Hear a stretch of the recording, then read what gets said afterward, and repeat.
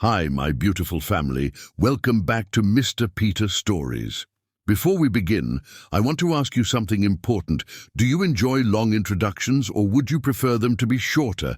Please be honest and let me know in the comments. And now, as always, let's start with a beautiful and heartfelt prayer for you, my beautiful family. A prayer for my beautiful family. Heavenly Father, I thank you for my beautiful family, the amazing souls who gather here every day with love, kindness, and support. Lord, bless them abundantly. Fill their hearts with peace, their homes with joy, and their lives with unshakable love. Whatever burdens they carry, lift them. Whatever dreams they hold, bring them to life. Let them never feel alone, for they are deeply loved. Bless their families, their health, and their happiness. Protect them from every hardship, guide them in moments of doubt, and fill their hearts with hope. May their days be filled with laughter, their nights with peace, and their future with endless blessings. To everyone reading this right now, may your life be filled with love, may your struggles turn into strength, and may your heart always know happiness. In Jesus' mighty name, amen. Now, my beautiful family, if you receive this prayer with love, type AMEN in the comments. Show your attendance, type present, and let me know, are you satisfied with my work? Your feedback means everything to me. Let's begin with love. Lightning cracked across the Manhattan skyline as Vashti Jana stared at her reflection in the bathroom mirror. 23 years of life had carved determination into her delicate features, high cheekbones that might have graced magazine covers in another life, eyes the color of aged whiskey, and a mouth that rarely smiled anymore. She applied a thin layer of mascara with practiced precision, the only makeup she'd allow herself tonight. No amount of cosmetics could disguise what this evening truly was, a transaction. Vash? Her brother's voice filtered through the thin apartment door. You don't have to do this. Kai, 16 and too perceptive for his own good, had been hovering since she'd announced she had a meeting tonight. Despite the 7-year age gap, he read her like the quantum physics textbooks he devoured, thoroughly and with alarming insight. She opened the door to find him leaning against the wall, lanky in that peculiar teenage way. Brilliant brain housed in a body still catching up to its potential.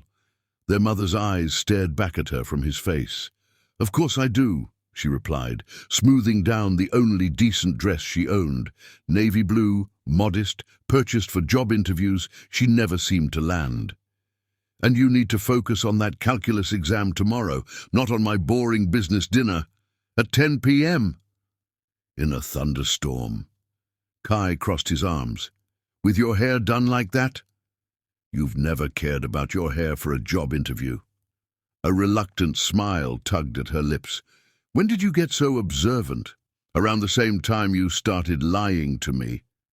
His voice lacked accusation, carrying only concern. This is about her, isn't it? What has Selina done now? The mention of their stepmother sent ice through Vashti's veins. 6 years of Selina's guardianship had taught them both to fear that name, though Vashti had shielded Kai from the worst of it. Nothing I can't handle. She reached out, ruffling his dark hair the way she had since he was a toddler. Your job is that MIT scholarship, remember? Everything else is my department. The acceptance letter sat on their refrigerator door, held up by molecular model magnets. Kai's ticket out.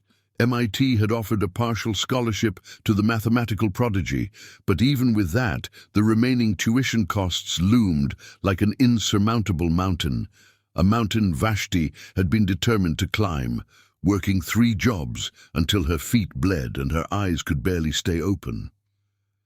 Until tonight's opportunity had materialized. Her phone buzzed with a text. Car waiting downstairs. Don't be late. He doesn't like to be kept waiting. Selina.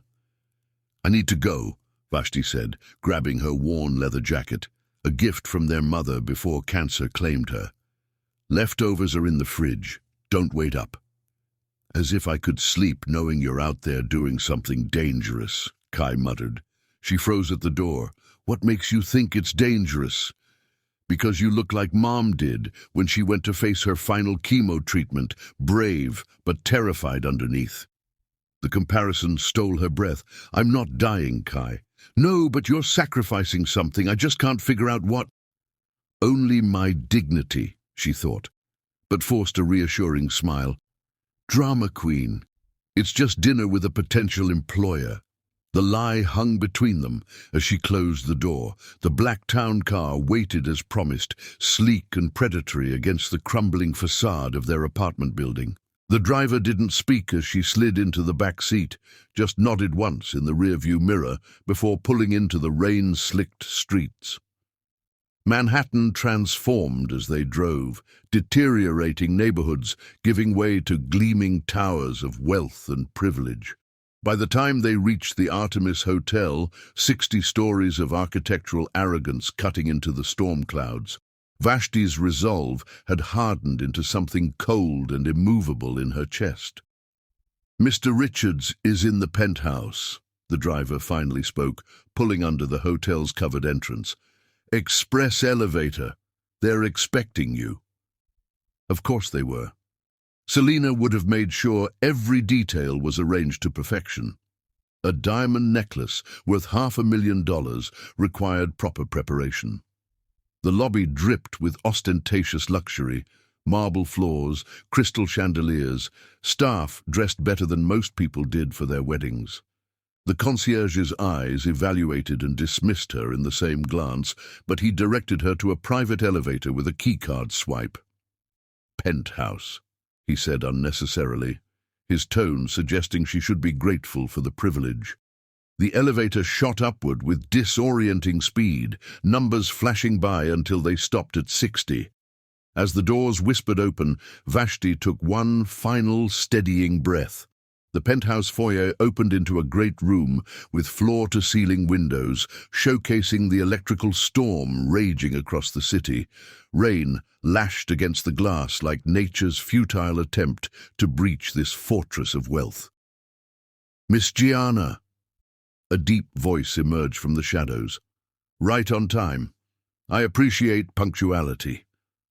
Adam Richards stepped into the light, and Vashti's preparation faltered. Magazine photos and news clips hadn't captured the sheer physical presence of the man. 35 years old, 6'3" at least, with shoulders that strained against an impeccably tailored charcoal suit. His face belonged to old-world aristocracy, strong jaw, patrician nose, eyes the color of a winter sea. Handsome, yes, but it was the absolute confidence he wore that made him truly imposing. "Mr. Richards." She was proud that her voice didn't waver. "I believe my stepmother arranged this meeting." Meeting. His mouth curved with amusement. "Is that what we're calling it?" Heat crawled up her neck. "I prefer honesty in my transactions." Transactions. He repeated the word, testing it. "Interesting choice. Please, sit." He gestured toward a seating area where champagne waited in an ice bucket. "Drink? No, thank you." His eyebrow arched. "Most women would be gulping liquid courage right now. I'm not most women." "So your stepmother claimed." He studied her with unsettling intensity, though she neglected to mention your attitude. "Did you expect gratitude?" The words escaped before she could stop them. To her surprise, Adam laughed, a genuine sound that transformed his severe features. "God, no. I expected fear, perhaps resignation, possibly manufactured desire." He poured himself champagne, the bubbles capturing the lightning flashes. "Defiance is refreshing." Vashti remained standing, jacket still clutched in white-knuckled hands. "Can we skip the pretense? My stepmother wants your necklace. You want me for one night. Those are the terms." Adam's amusement vanished. He set down his glass with deliberate care. "Your stepmother told me you agreed willingly. As willingly as anyone agrees to anything when someone they love is at stake." "Your brother," he stated, not a question. Surprise must have registered on her face because he added, "I make it my business to know who I'm dealing with, Miss Gianna. Kai, 16, mathematical prodigy accepted to MIT. Needs approximately $80,000 to cover what his scholarship doesn't. Your stepmother mentioned his medical needs, but my research suggests he's in perfect health. You investigated us. It wasn't a question. I investigate everyone I do business with. Is that what I am? Business?" His gaze traveled over her with methodical thoroughness. "You tell me." The room suddenly felt too warm, despite the rain battering the windows. Vashti forced herself to meet his eyes. "One night. The necklace goes to my stepmother tomorrow. I never see you again. That's the deal." Adam moved toward her with the fluid grace of a predator, stopping close enough that she could smell his cologne. Something expensive and subtle. "And what do you get out of this arrangement, Vashti?" "The satisfaction of appeasing your stepmother." "I get my brother's future secured." The truth slipped out, unplanned. Something flickered across Adam's expression, surprise, perhaps even respect. "Noble," he murmured. "But wouldn't it be simpler to ask for money directly? Why the elaborate charade with the necklace?" "Because Selena doesn't care about Kai's education. She wants the status of owning something from you, the great Adam Richards. The man who turns everything he touches into gold." His mouth quirked. "Not everything." He reached out, one finger tracing the line of her jaw with unexpected gentleness. Vashti forced herself not to flinch. "You're trembling," he observed. "I'm angry," she corrected. "There's a difference." "At me?" "At the world that makes this kind of transaction necessary." She stepped back from his touch. "At Selena for suggesting it. At myself for agreeing. But mostly at men like you, who think people are commodities to be bought and sold." Instead of anger, her words elicited genuine curiosity. "You're a fascinating contradiction, Vashti Gianna. All righteous fury, yet here you are, ready to sell yourself." "Not myself," she clarified. "My time, my company, one night." "And if I want more than company?" The blunt question hung between them, charged as the lightning outside. Vashti swallowed hard. "Then I fulfill my end of the bargain." Adam's eyes darkened. He moved to the window, silhouetted against the storm. For a long moment, only the sound of rain filled the silence. "I'll be sleeping with you tonight," he finally said, his voice low and dangerous. "But don't be jealous if I have kids with other women." The casual cruelty of the statement hit Vashti like a physical blow. Not because she harbored any illusions about tonight, but because it revealed the true character of the man before her, a man who saw women as temporary amusements, not human beings with dignity and worth. "I assure you," she replied with ice in her voice, "your reproductive choices are of absolutely no concern to me, Mr. Richards." He turned, surprise evident on his face. Most women probably simpered at his feet, grateful for any attention he deigned to give them. Most women hadn't spent their lives fighting for survival. "You really aren't what I expected," he said quietly. "What did you expect? Someone biddable?" His gaze traveled over her again, this time with something like respect. "Tell me, what would you do if I simply gave you the money your brother needs? No strings attached, no night together." Vashti's heart stuttered. "Why would you do that?" "Perhaps I'm feeling generous." "Men like you don't get rich through generosity." A smile played at his lips. "True enough, let's call it curiosity. What would you do with sudden financial freedom, Vashti Gianna?" The question felt like a test. "I'd ensure Kai gets to MIT.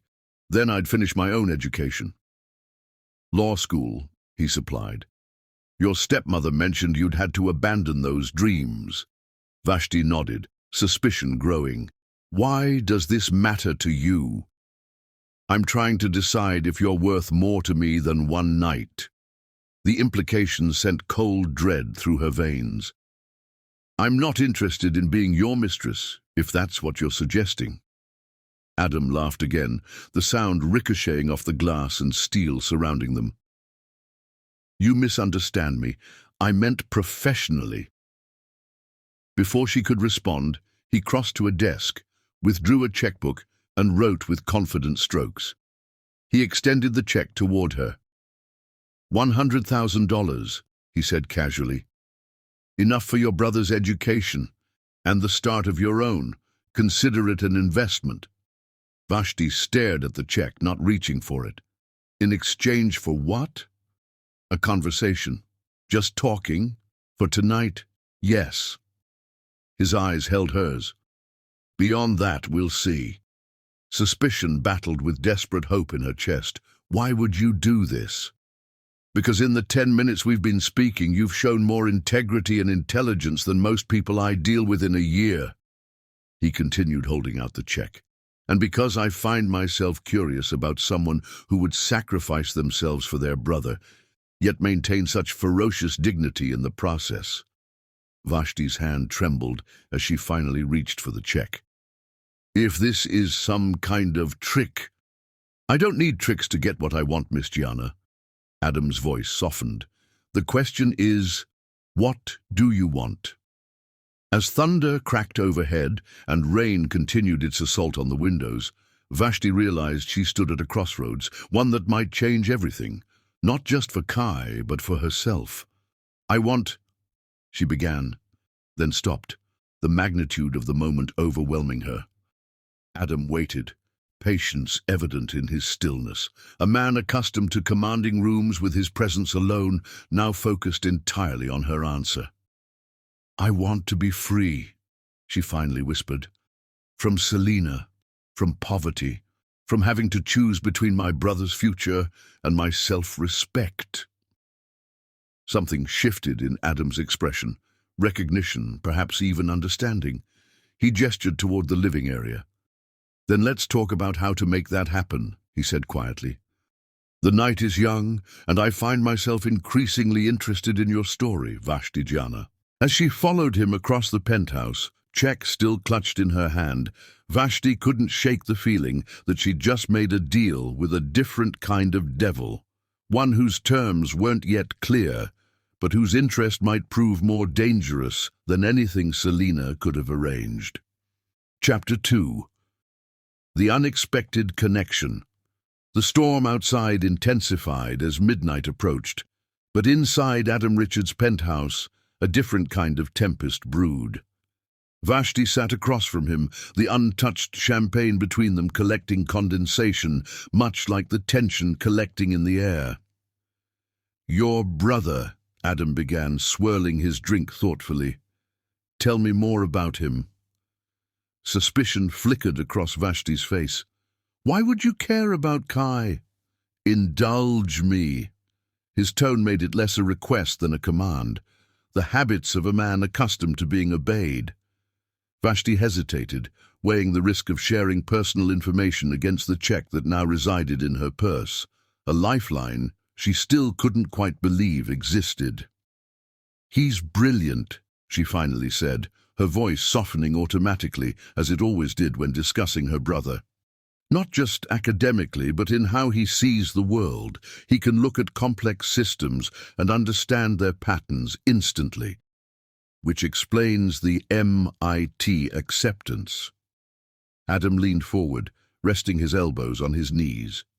The posture was oddly informal for a man whose very existence seemed calculated for maximum effect. But not why your stepmother seems uninterested in his success. Something dark crossed Vashti's expression. Selena married my father for his money. When he died, she was furious to discover most of it was in trusts for me and Kai. My trust activated when I turned 21, but she drained it through legal manipulations before I could access a cent. And Kai's activates at 18. She's been trying to prevent him from reaching that birthday with his future intact. Vashti's hands clenched. If he fails out of MIT, the educational portion of his trust reverts to her as his guardian. Adam's eyes narrowed, That's remarkably calculating. Selina excels at calculation, especially when it involves other people's suffering. Lightning illuminated the room, catching the sharp angles of Adam's face as he processed this information. And your mother? The question caught Vashti off guard. She died when I was 10. Cancer. I'm sorry. The words sounded genuine, lacking the perfunctory sympathy most people offered. Why are you asking me these questions? Vashti challenged, uncomfortable with his scrutiny. How does any of this benefit you? Adam stood, moving to a sidebar where he traded champagne for something amber in a crystal tumbler. I prefer knowing who I'm dealing with. We're not dealing anymore. You wrote me a check. Consider it a down payment. Fear flickered across Vashti's face. On what exactly? Instead of answering, Adam returned to his seat, closer this time.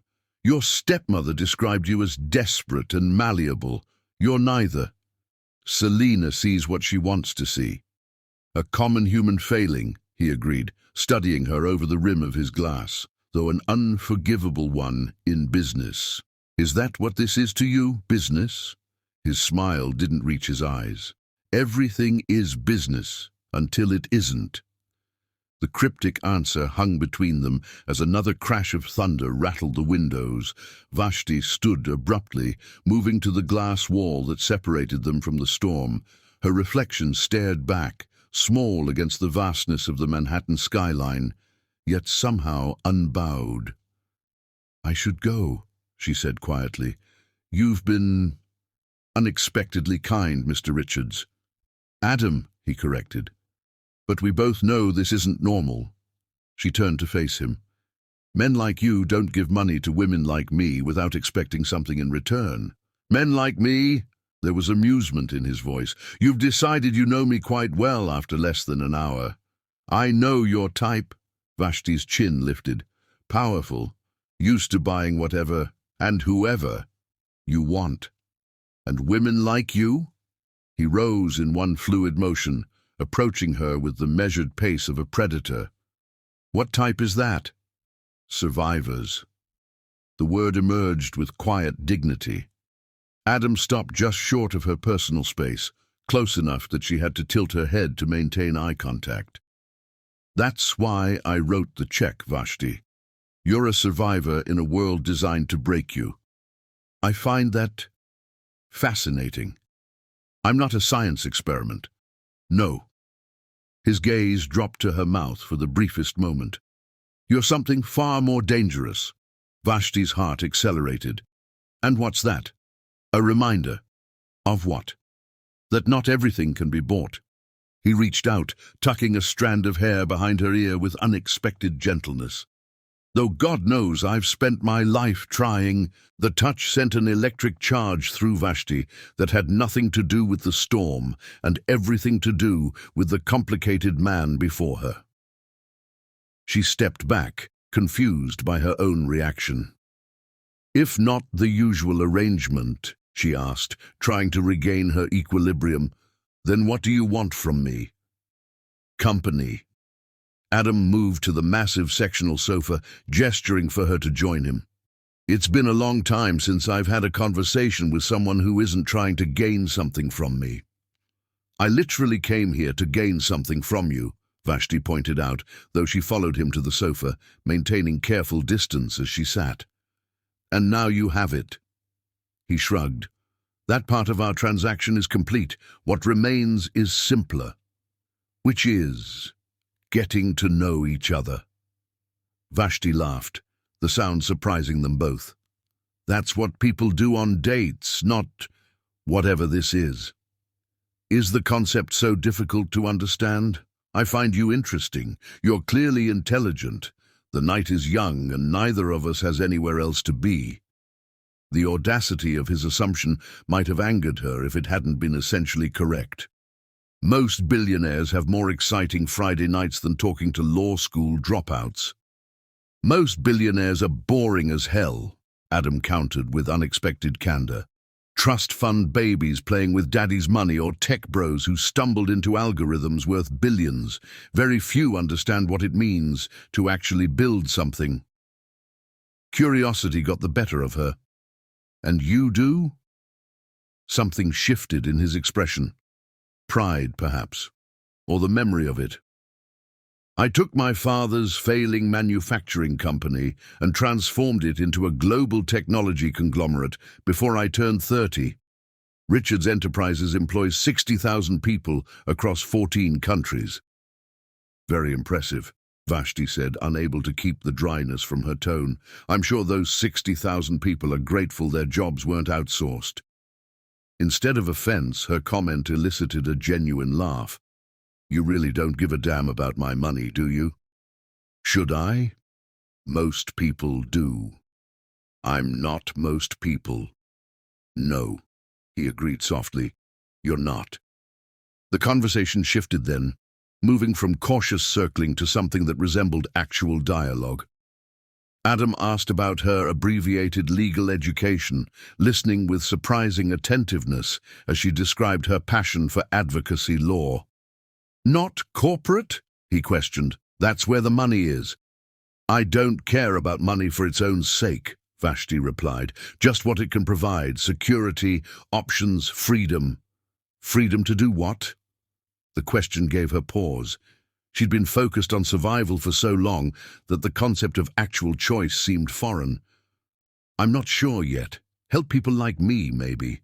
Those trapped in situations they can't escape without assistance.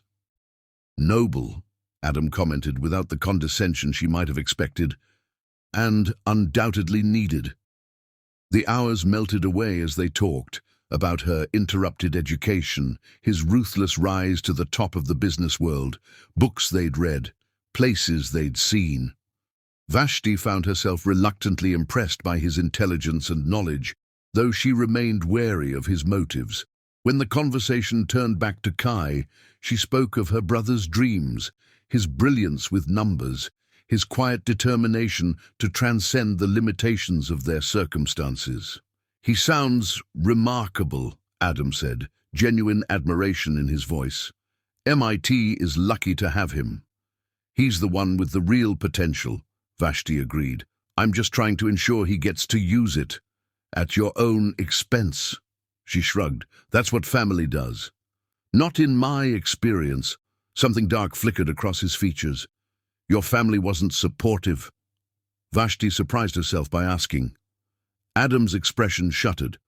My father believed in trial by fire, sink or swim, preferably swim while carrying weights and fighting off sharks. The image drew a reluctant smile from her. And your mother? Dead before I knew her. He stated it factually without emotion. My father didn't believe in remarrying, said one disappointment was enough for a lifetime. That's terrible, Vashti said, genuine sympathy in her voice.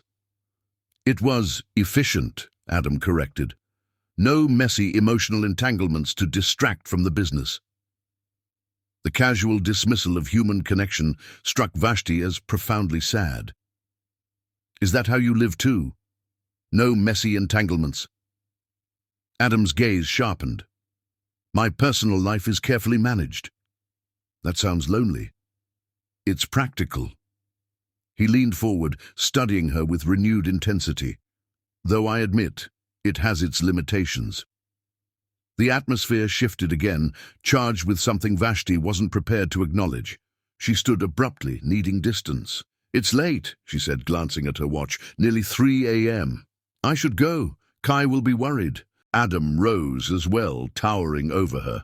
Stay. The single word held weight beyond its simplicity. Vashti shook her head. We had a deal, conversation, nothing more. I'm not asking for more, he clarified. It's still storming, and it's the middle of the night. The guest suite is prepared. You can leave in the morning. Logic warred with instinct.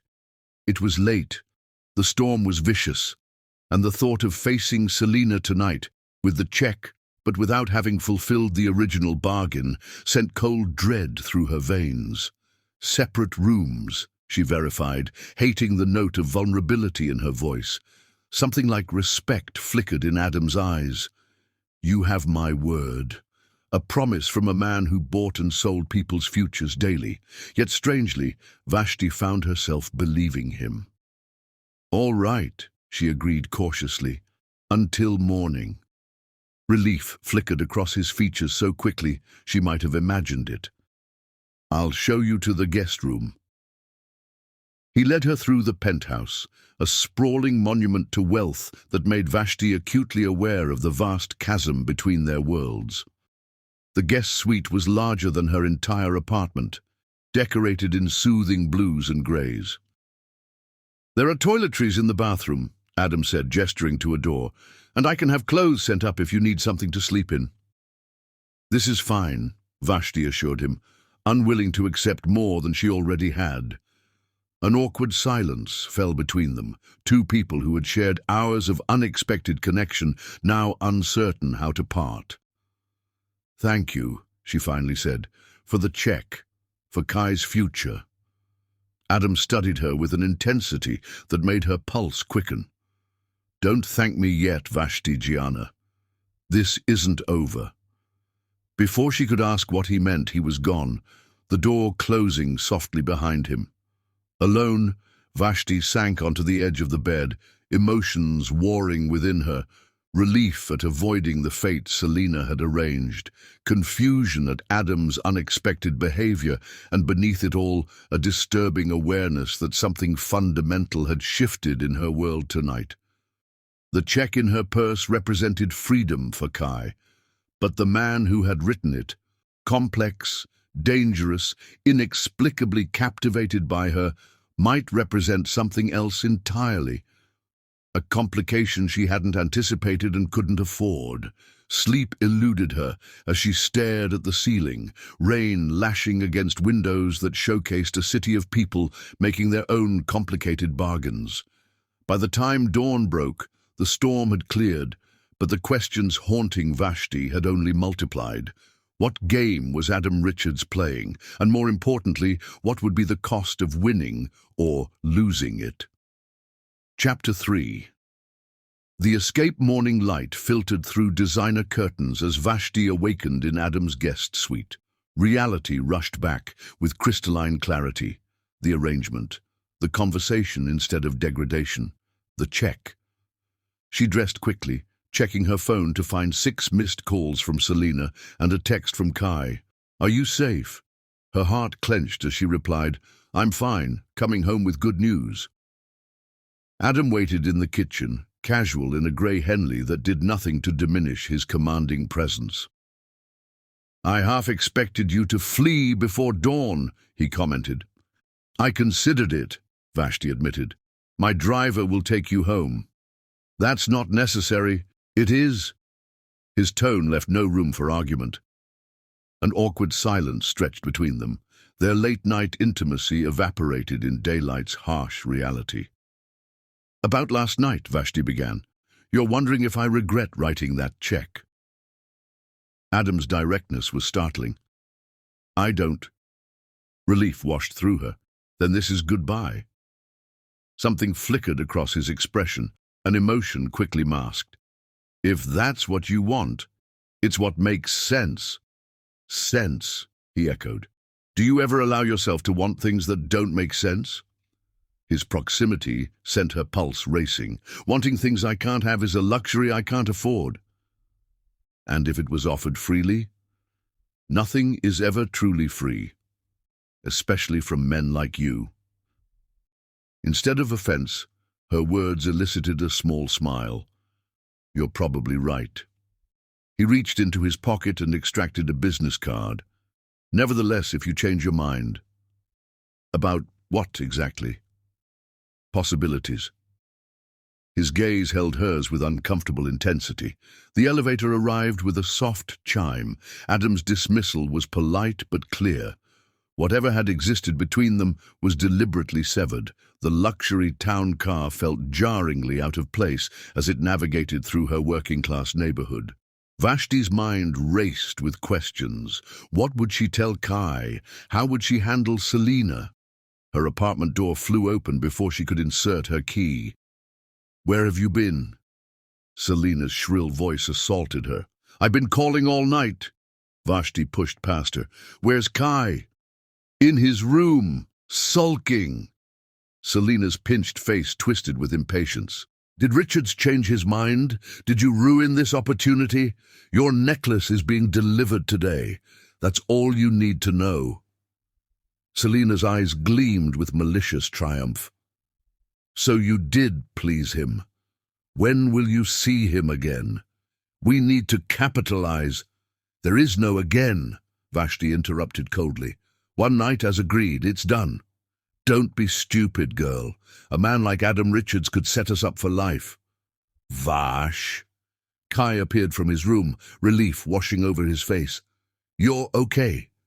"I'm fine," she assured him. "More than fine, actually. I have news." "What news?" Selena hovered. "Did he give you something extra?" Vashti ignored her, focusing entirely on Kai. "We're leaving," she said quietly. His eyes widened. "What? How?" She extracted the check from her purse, showing it to him while blocking Selena's view. "Your MIT tuition is covered, and we have enough to get our own place." Understanding dawned on his face, followed by concern. "Vash, what did you have to—" "Nothing," she interrupted fiercely. "I didn't have to do anything except be myself." "What are you two whispering about?" Selena demanded. "We're leaving. Today." Vashti turned to face her stepmother, 6 years of rage crystallizing into icy determination. "This arrangement was between you and me. The necklace is coming. That ends our association." Selena's face contorted with fury. "You ungrateful little—" "Choose your next words carefully," Vashti warned, "because they'll be the last you ever speak to me or my brother." "You can't just leave," Selena sputtered. "I'm still Kai's legal guardian. The trusts—" "I have recordings of every conversation where you offered to sell me," Vashti countered. "Try to stop us, and I'll burn everything down, starting with your precious reputation." For the first time in their long, bitter association, genuine fear flickered in Selena's eyes. "Fine, go." Selena's gaze darted between them. "But don't come crawling back when your money runs out." 3 weeks later, their new life had taken shape. Vashti found them a small one-bedroom apartment in a safer neighborhood, Kai taking the bedroom while she claimed the pull-out sofa. She re-enrolled in law school and secured a part-time position at a legal advocacy center. Kai thrived in his newfound freedom, his MIT acceptance secure, his future brightening daily. Returning from grocery shopping one day, Vashti found Kai staring at his laptop with unusual intensity. "Everything okay?" she asked. "I received an email about an internship opportunity." He looked up. "At Richards Enterprises." The groceries forgotten, Vashti moved to peer over his shoulder. "What kind of internship?" "Advanced research and development, quantum computing." Excitement colored his voice despite his obvious concern. "My calculus professor nominated me."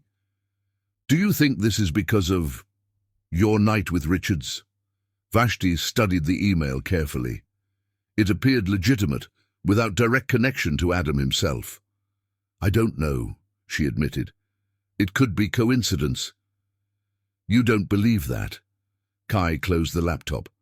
"I won't take it if you think it's inappropriate." His willingness to sacrifice such an opportunity touched her. "What do you want to do?" "I want the internship. It's exactly what I need, but not if it compromises you." "Apply," she decided after careful consideration. "If it's legitimate, it could be invaluable. If it's Adam meddling, we'll deal with that if necessary." 2 weeks later, Vashti returned home to find Kai absent. Her phone buzzed with a text from an unknown number. "Outside your building. We need to talk." Dread flooded her veins as she looked out the window to see a sleek black town car idling at the curb. Her phone buzzed again. "It's about your brother." She raced downstairs, panic overwhelming caution. The car's back window lowered, revealing Adam Richards' impassive face. "Get in." "Where's my brother?" she demanded. "Safe, at Richards Enterprises headquarters. He's being offered an internship in our R&D division." Relief quickly transformed into suspicion. "You arranged this without consulting me." The invitation came through proper academic channels. He had no idea of our connection. Adam's gaze held hers. His qualifications earned him the spot. "Why?" she challenged. "What do you want?" "A conversation." He pushed open the car door. "Please." Against her better judgment, Vashti slid into the back seat. "You could have called. Would you have answered?" She hadn't even programmed his number into her phone, though she'd memorized it unconsciously. "You're interfering in our lives. I prefer to think of it as investing in potential." Adam studied her with disconcerting intensity. "Your brother's abilities are extraordinary. What do you want from me, Adam?" The use of his first name made something flash in his eyes. "Dinner. One evening. No strings, no expectations." Vashti laughed incredulously.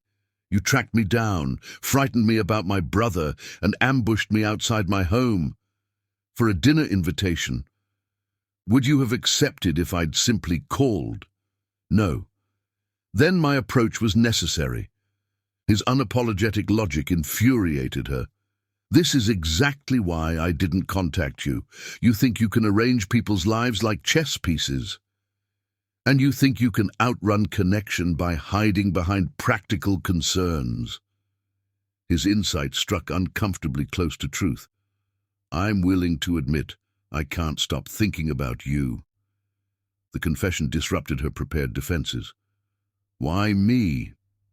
You could have any woman you want. Perhaps that's the problem." His gaze held hers. "I find myself thinking about a woman who wants nothing from me except to be left alone. It's novel." Despite herself, Vashti felt a treacherous flutter of attraction. "I'm not interested in being your novelty. I'm rebuilding my life, and it doesn't have room for whatever this is." Instead of anger, her rejection elicited something like respect. Fair enough. He pulled out a business card, different from the one he'd given her before, and scribbled something on the back. "My private number, if you change your mind about dinner or anything else." She accepted it warily. "I won't." His smile held secrets she couldn't decipher. "We'll see." As she exited the car, Adam called after her. "Your brother's internship stands, regardless of your answer. He earned it." The car pulled away, leaving Vashti on the sidewalk with more questions than answers, and the disturbing realization that, despite everything, a part of her had been tempted to say yes. Chapter 4. The pursuit life settled into a new rhythm for Vashti. Mornings at law school, afternoons at the advocacy center, evenings helping Kai prepare for MIT. Freedom tasted sweeter than she'd imagined, even with the constant juggling of responsibilities. 2 months passed without sight of Adam Richards, though his shadow lingered. Kai thrived in his internship, coming home with excited stories about quantum computing and artificial intelligence that Vashti pretended to understand. She never asked if he'd met the CEO. He never mentioned it. Then the flowers arrived. "Delivery for Vashti Gianna," announced the courier, struggling with an arrangement so massive it barely fit through their door. No card, no explanation needed. Only one person would send such an ostentatious display. She donated them to the nursing home down the street. The next day, a package arrived containing a first-edition copy of To Kill a Mockingbird. The book she'd mentioned was her inspiration for pursuing law during their night of conversation. This gift she couldn't bring herself to give away, though she refused to acknowledge its sender. A week later, Professor Harlow announced a new scholarship fund for students pursuing advocacy law. The benefactor wished to remain anonymous, but Vashti knew, especially when she was named the first recipient. This is getting ridiculous, she muttered, crumpling the notification letter. That evening, she finally used the business card. "Persistent, aren't you?" she said when he answered on the first ring. "I prefer determined." Adam's voice, smooth as aged whiskey, sent an unwelcome shiver down her spine. "You called progress. To tell you to stop. The flowers, the book, the scholarship. I don't want your gifts. Would you prefer something else? Name it. I want you to leave me alone." Silence stretched between them. "Then, have dinner with me, one evening. After that, if you still want me gone, I'll disappear from your life completely." "Why should I believe you?" "Because I keep my promises, Vashti. Always." Against her better judgment, she agreed. Vega, the restaurant Adam chose, occupied the top floor of a sleek Manhattan skyscraper. Floor-to-ceiling windows showcased the glittering cityscape, a reminder of the world he inhabited, a world apart from hers. He waited at a corner table, rising when the hostess led her over. The sight of him, perfectly tailored dark suit, that penetrating gaze, sent her pulse racing traitorously. "You came," he said, genuine pleasure warming his voice. "I said I would." She took her seat, determined to maintain control. "One dinner, then you disappear." "As agreed," he signaled the sommelier, "though I hope to change your mind." "You won't." His smile was infuriatingly confident. "We'll see." The meal progressed with surprising ease. Adam proved himself a thoughtful conversationalist, asking about her studies, listening with genuine interest to her passion for advocacy law. He shared stories of business challenges, global ventures, the weight of employing thousands. "Why me?" Vashti finally asked as dessert arrived. "You could have anyone." "That's precisely the problem." Adam leaned forward, intensity radiating from him. "I have anyone constantly. People who want my money, my influence, my connections, never just me. And I'm different because I want nothing from you. You're different because you see me, not what I represent." His hand covered hers on the table. "That night in my penthouse, you looked at me with such clear eyes. No illusions, no pretense. Do you know how rare that is in my world?" The touch of his skin against hers sent heat coursing through her veins. Vashti withdrew her hand. "You're romanticizing our interaction. I was there because of a transaction. A transaction you didn't complete. You're the one who changed the terms, because I recognized something valuable." His eyes held hers. "Something I wasn't willing to reduce to a simple exchange."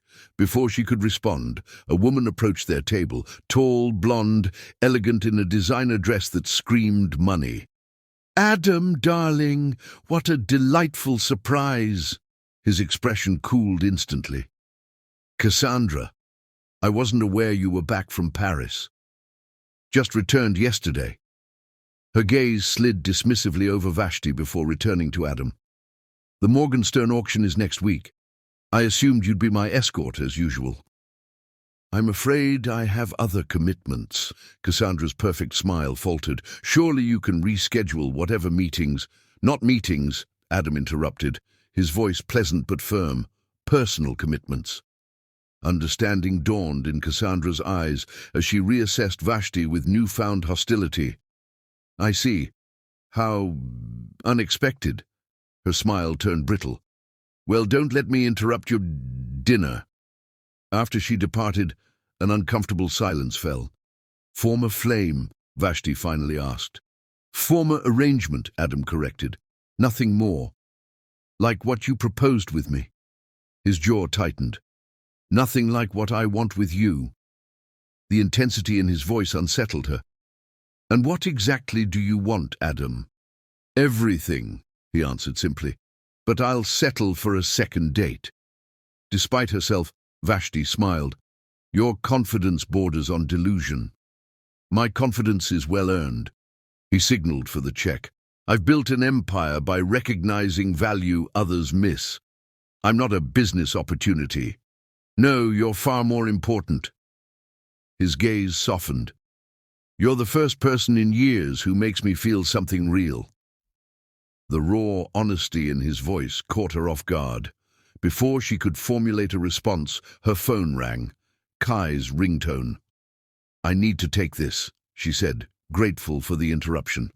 Kai's panicked voice came through the speaker. "Vash, there's someone in our apartment. I just got home and the door was open."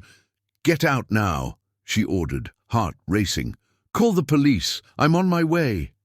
She looked up to find Adam already signaling his driver, his expression transformed into cold fury. "What happened?" "Someone broke into our apartment. Kai just got home. My car's waiting."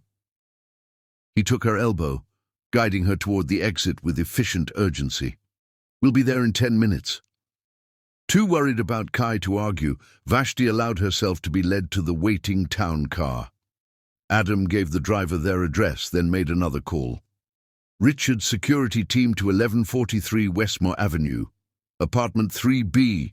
Possible break-in, occupant may be in danger. Coordinate with NYPD." He glanced at Vashti. "My head of security will meet us there." Why would someone break in? She wondered aloud. "We don't have anything valuable." Adam's expression darkened. "Perhaps it's not about what you have, but who you are." "What does that mean?"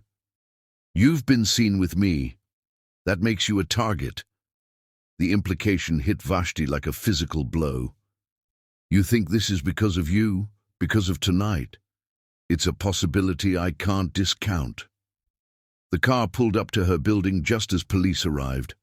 Kai stood on the sidewalk, visibly shaken but unharmed. Vashti rushed to embrace him. "I'm okay," he assured her, "just scared. Everything's trashed inside." Adam approached, his presence commanding immediate attention from the officers.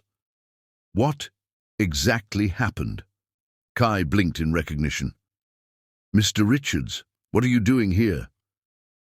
"He was with me when you called," Vashti explained quickly. "What did you see, Kai?" "Nothing. I came home and the door was open. When I looked inside, everything was torn apart. I didn't go in, just called you right away." The police secured the apartment while Adam's security team arrived, 2 serious men in suits who immediately began coordinating with the officers. One broke away to approach Adam. "The security footage shows 2 men entering approximately 40 minutes ago. They left 10 minutes before the young man arrived." "Professional job?" Adam asked. "Appears so. They knew where the cameras were." Vashti felt ice in her veins. "This wasn't a random burglary." "No," Adam agreed grimly. "This was targeted." Later, with police reports filed and the apartment deemed safe but uninhabitable for the night, Adam insisted they stay at his penthouse. "Absolutely not," Vashti protested. "We'll get a hotel." "My security team can protect you there," Adam countered. "Until we know who did this and why, you and Kai need to be somewhere safe." "He's right, Vash," Kai said quietly. "This is serious." Outmaneuvered, she reluctantly agreed to one night. In the car, Kai fell asleep against her shoulder, exhaustion claiming him after the adrenaline crash. Vashti looked across at Adam, his face illuminated by passing streetlights. "If this is because of you," she said quietly, "because of whatever game you're playing with me." "This is no game," he interrupted, steel in his voice. "And if someone targeted you to get to me, they'll regret it deeply." The cold certainty in his tone should have frightened her. Instead, she found it oddly reassuring. "One night," she clarified, "then we find our own solution." Adam nodded, though something in his expression suggested he had other plans. One night, for now. As they ascended to his penthouse, Vashti couldn't shake the feeling that forces beyond her control were converging around her, that the night she'd spent with Adam months ago had set in motion events she couldn't escape. The question was, did she even want to? Chapter 5. The Confrontation. One night at Adam's penthouse had stretched to 3, the investigation into the break-in proving more complex than anticipated. Vashti paced the luxurious living room, uncomfortable with how quickly she and Kai had been absorbed into Adam's world of privilege and protection. "The security footage shows something interesting," Adam said, reviewing the materials his team had compiled. "The intruders knew exactly what they were looking for." "Which was what?" Vashti asked, stopping her restless movement. "Documents. They searched your desk thoroughly, ignored valuables." He turned to face her. "What were you working on, Vashti?" She hesitated, weighing trust against caution. "I've been building a case against Selena. Financial records, trust fund manipulation, witness statements from household staff." Kai entered from the terrace where he'd been reading. "You think Selena ordered the break-in?" "It fits her pattern," Vashti admitted. "She threatened connections when we left." Adam's expression darkened. "Then we need to neutralize this threat permanently." "We?" Vashti arched an eyebrow, not missing his presumptuous phrasing. "You have evidence, but no legal standing yet. I have resources and influence." His tone was matter-of-fact. "Together, we can end this." The offer tempted her, not just the resources, but the partnership, working with Adam rather than against him. "This is my battle," she insisted, though with less conviction than before. Adam studied her with frustrating perception. Pride is a luxury when safety is at stake. Before she could respond, his phone rang. The conversation was brief, his expression growing stonier by the second.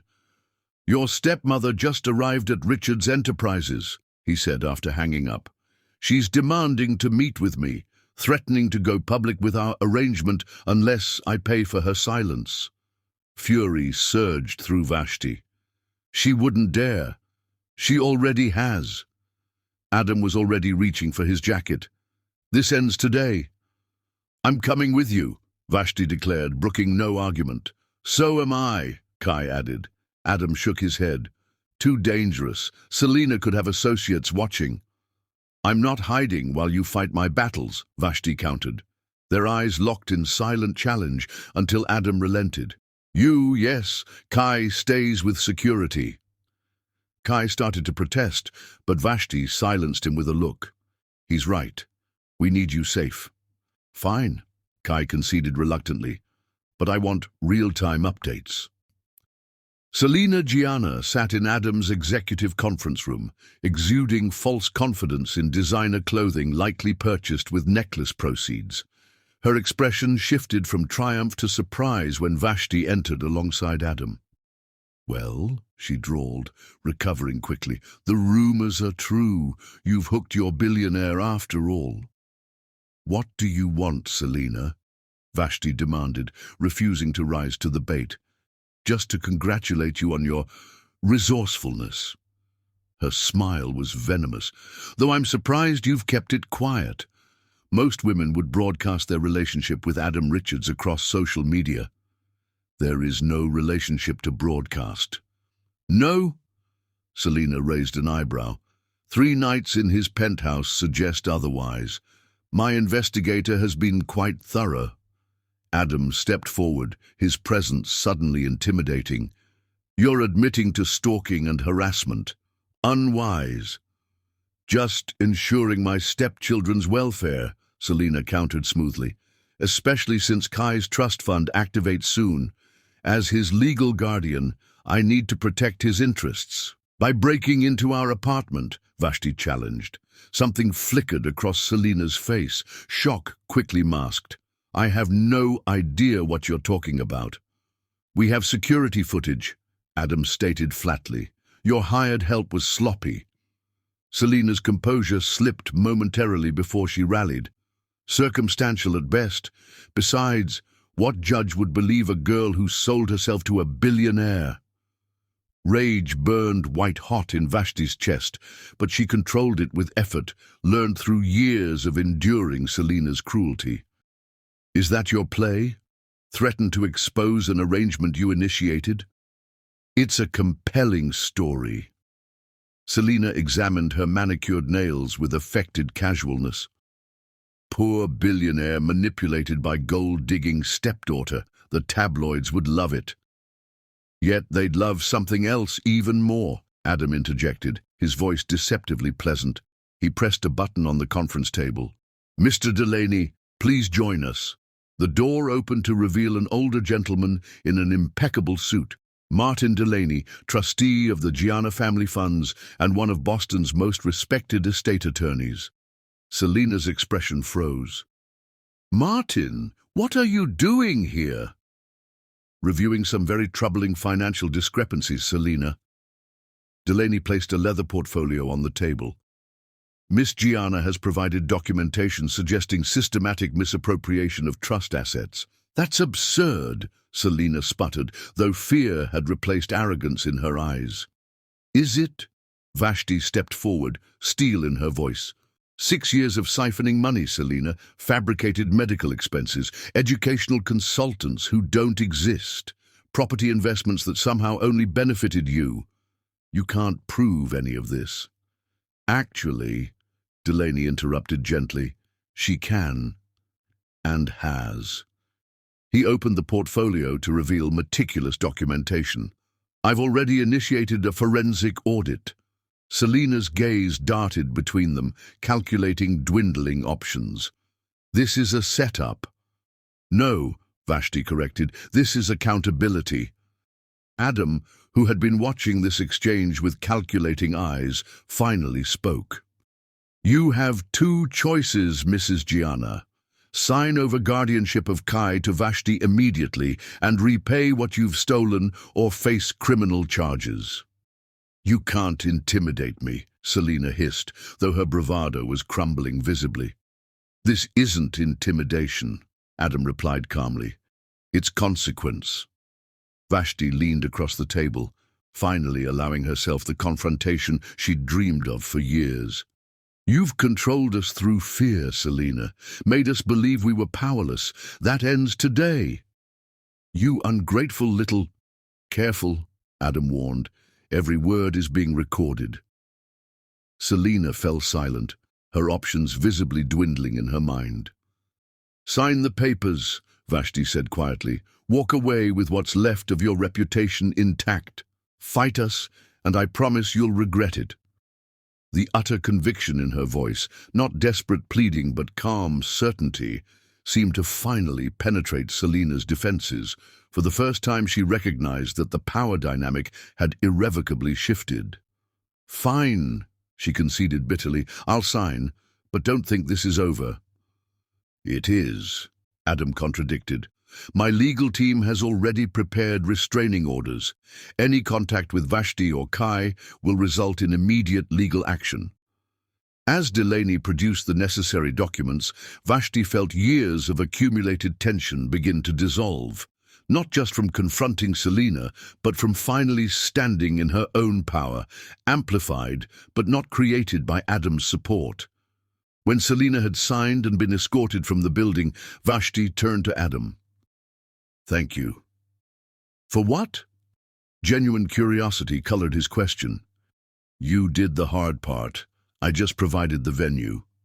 For believing me, for not questioning whether Selina might be right. I know manipulation when I see it, Adam replied, something vulnerable flickering in his eyes, and I recognize courage when I see that too.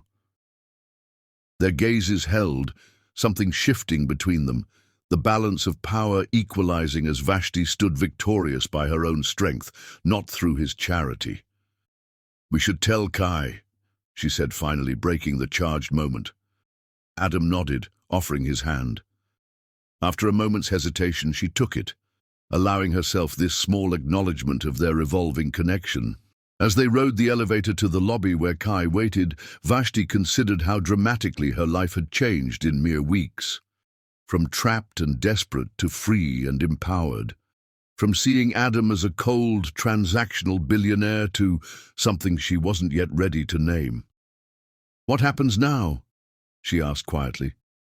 That depends entirely on you, Adam replied, his thumb tracing gentle patterns on her hand. No pressure, no expectations, just possibilities. She echoed his earlier word. His smile transformed his face, softening the harsh lines of power into something almost boyish. Exactly. The elevator doors opened to reveal Kai pacing anxiously. His expression brightened, seeing them hand in hand. It worked. She's gone, Vashti confirmed, for good this time. As they celebrated this victory, none noticed the distinguished man observing them from across the lobby, Assistant District Attorney Xavier Dominic, his handsome face contemplative as he watched the trio. "So that's her," he murmured to himself. "Interesting." He slipped away unnoticed, the wheels of a different kind of threat already turning in his mind. Chapter 6. The rival, Ms. Gianna? Xavier Dominic, Assistant District Attorney. Vashti looked up from her law textbook to find a strikingly handsome man extending his hand across her library table. Tall, broad-shouldered, with warm brown skin and a confident smile that suggested he rarely heard the word no. "How can I help you, Mr. Dominic?" she asked, accepting his handshake. "I'm teaching a seminar on advocacy law next semester. Professor Harlow mentioned you're one of his most promising students." Pride bloomed in her chest. "That's generous of him. I've also heard about your case against Selena Gianna. Impressive work." Xavier's smile turned conspiratorial.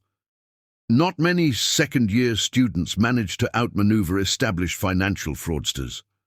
"You've been investigating me," Vashti observed, instantly wary. "Researching," he corrected smoothly. "I'm always looking for talent for the DA's office. Have dinner with me. We can discuss your future." The invitation caught her off guard.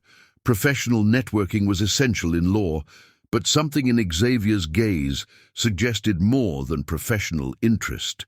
Before she could respond, her phone buzzed with Adam's ringtone, a daily occurrence since their confrontation with Selena 2 weeks ago. "I should take this," she apologized, stepping away. Adam's voice warmed her ear. "Dinner tonight? That new Vietnamese place you mentioned?" "I'd love to, but I have a study group until 9. "I'll wait." The simple statement, delivered without impatience or expectation, made her smile. When she returned, Xavier was studying her thoughtfully. "Boyfriend? It's complicated. Aren't all the best things?" His smile didn't reach his eyes. "About that dinner." "I'd appreciate discussing the seminar," she replied carefully. "Professionally." "Of course." He handed her his card. "Friday, the Palm at 7. She agreed, ignoring the voice in her head questioning his motives. The Palm exuded old money opulence. Dark wood, white tablecloths, waitstaff who anticipated needs before they arose. Xavier greeted her with practiced charm, ordered wine without consulting her preferences, and steered conversation toward her background. "Your advocacy work is impressive," he noted, "especially considering your circumstances." "My circumstances? Growing up without privilege, yet fighting your way into law school. Admirable." His condescension grated, but Vashti maintained her professional demeanor. "What about your advocacy seminar, Mr. Dominic?" "Xavier, please." He leaned forward. "The seminar is real, but I'll admit I had another motive for reaching out." "Which is?" "Adam Richards." Xavier's expression hardened slightly. "I understand you're involved with him." Warning bells sounded in Vashti's mind. "My personal life isn't relevant to—" "The DA's office has been building a case against Richards Enterprises for months," Xavier interrupted. "Corporate espionage, insider trading, possible connections to organized crime." Shock rendered her momentarily speechless. "That doesn't sound like Adam." "Men like Richards operate above the law, or think they do." Xavier's voice lowered conspiratorially. "We need someone close to him, someone who could provide information." Understanding dawned. "You want me to spy on him?" I want you to help bring a criminal to justice." Xavier reached for her hand, which she deftly withdrew. "Think about your future, Vashti. A recommendation from the DA's office could launch your career, or an association with a man under federal investigation could destroy it before it begins." Anger flared in her chest. "Is that a threat? A reality check?" Xavier sat back, studying her. "I assumed, given your advocacy work, you'd care about justice, even when it's inconvenient." "I care about evidence, not insinuations." Vashti gathered her purse. "This dinner was a mistake." Xavier remained unruffled. "Think about my offer. Your boyfriend isn't who you think he is. Neither are you." She stood. "Good night, Mr. Dominic." Outside, she texted Adam. "Can we meet?" His response was immediate. "Name the place." The rooftop garden of Adam's building offered privacy and breathtaking city views. He waited by the railing, tension visible in his shoulders, until he spotted her. "What's wrong?" he asked immediately. Vashti didn't mince words. "Is your company under investigation?" Surprise flashed across his face, followed by understanding. "Who approached you?" "FBI, SEC. Assistant D.A. Xavier Dominic." Recognition darkened Adam's expression. "Dominic is ambitious and unscrupulous. What exactly did he say?" She relayed the conversation, watching Adam's reaction carefully.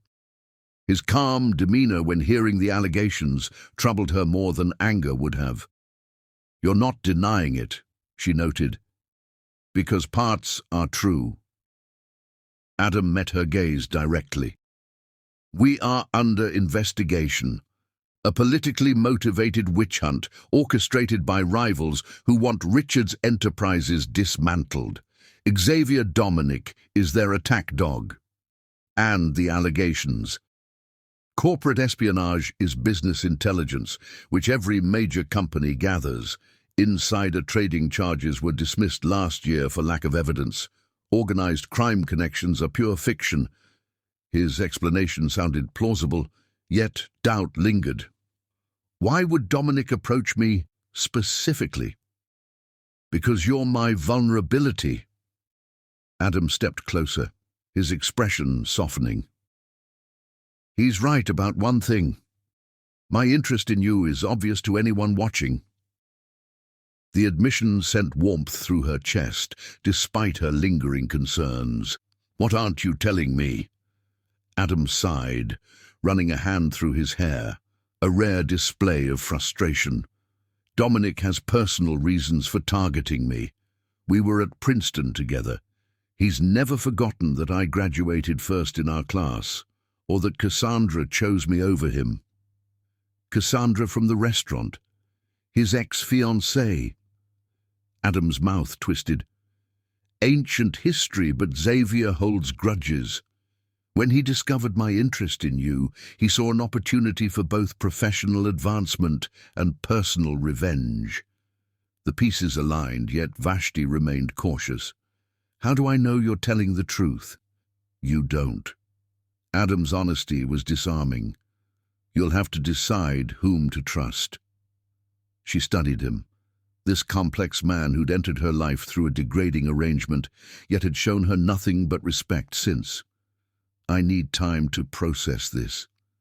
"Take all the time you need." He reached for her hand, his touch gentle. "But be careful around Dominic. He's more dangerous than he appears." As if summoned by his name, Vashti's phone lit up with a text from Xavier. "Reconsider my offer. I can protect you when this all comes crashing down." Adam glimpsed the message, his expression hardening. "He's persistent." "So are you," she pointed out. "The difference is my intentions." Adam's voice lowered. "I want you in my life because of who you are, Vashti, not as a means to an end." The sincerity in his eyes made her breath catch. Despite her doubts, despite the complications, she found herself moving toward him, drawn by something beyond reason. Their first kiss was gentle, a question more than a demand. When she responded, his arms encircled her, pulling her closer as the kiss deepened into something that made her forget her doubts, Xavier's threats, everything but the man holding her. When they finally parted, breathless, Adam rested his forehead against hers. "I've wanted to do that since the night we met." "I'm glad you waited," she admitted. A discreet cough interrupted the moment.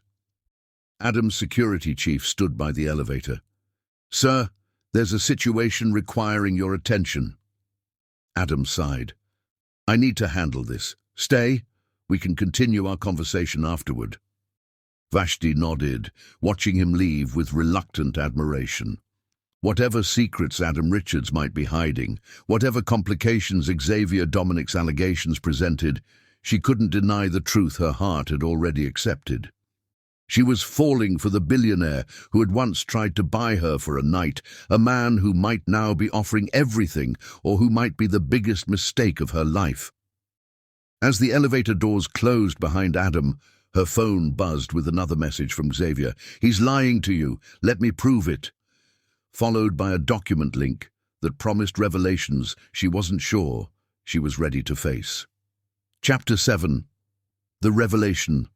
The document link from Xavier Dominic remained unopened on Vashti's phone for 3 days. Her relationship with Adam had deepened over recent weeks. Dinners, long conversations, increasingly passionate encounters that always stopped just short of intimacy. Yet Xavier's warnings about Adam's company haunted her thoughts. "You're distracted," Kai noted as they prepared dinner in their apartment. Since defeating Selena, they'd remained in their modest home despite Adam's frequent offers of more suitable accommodations. "Just thinking about a case," Vashti lied, chopping vegetables with unnecessary force. Kai set down the pasta he was measuring. "Is this about Adam or the assistant DA who's been following you?" The knife stilled in her hand. "What? I've seen him twice outside the building, dark blue sedan, government plates." Kai's expression was troubled. "I thought you should know. Why didn't you tell me sooner?"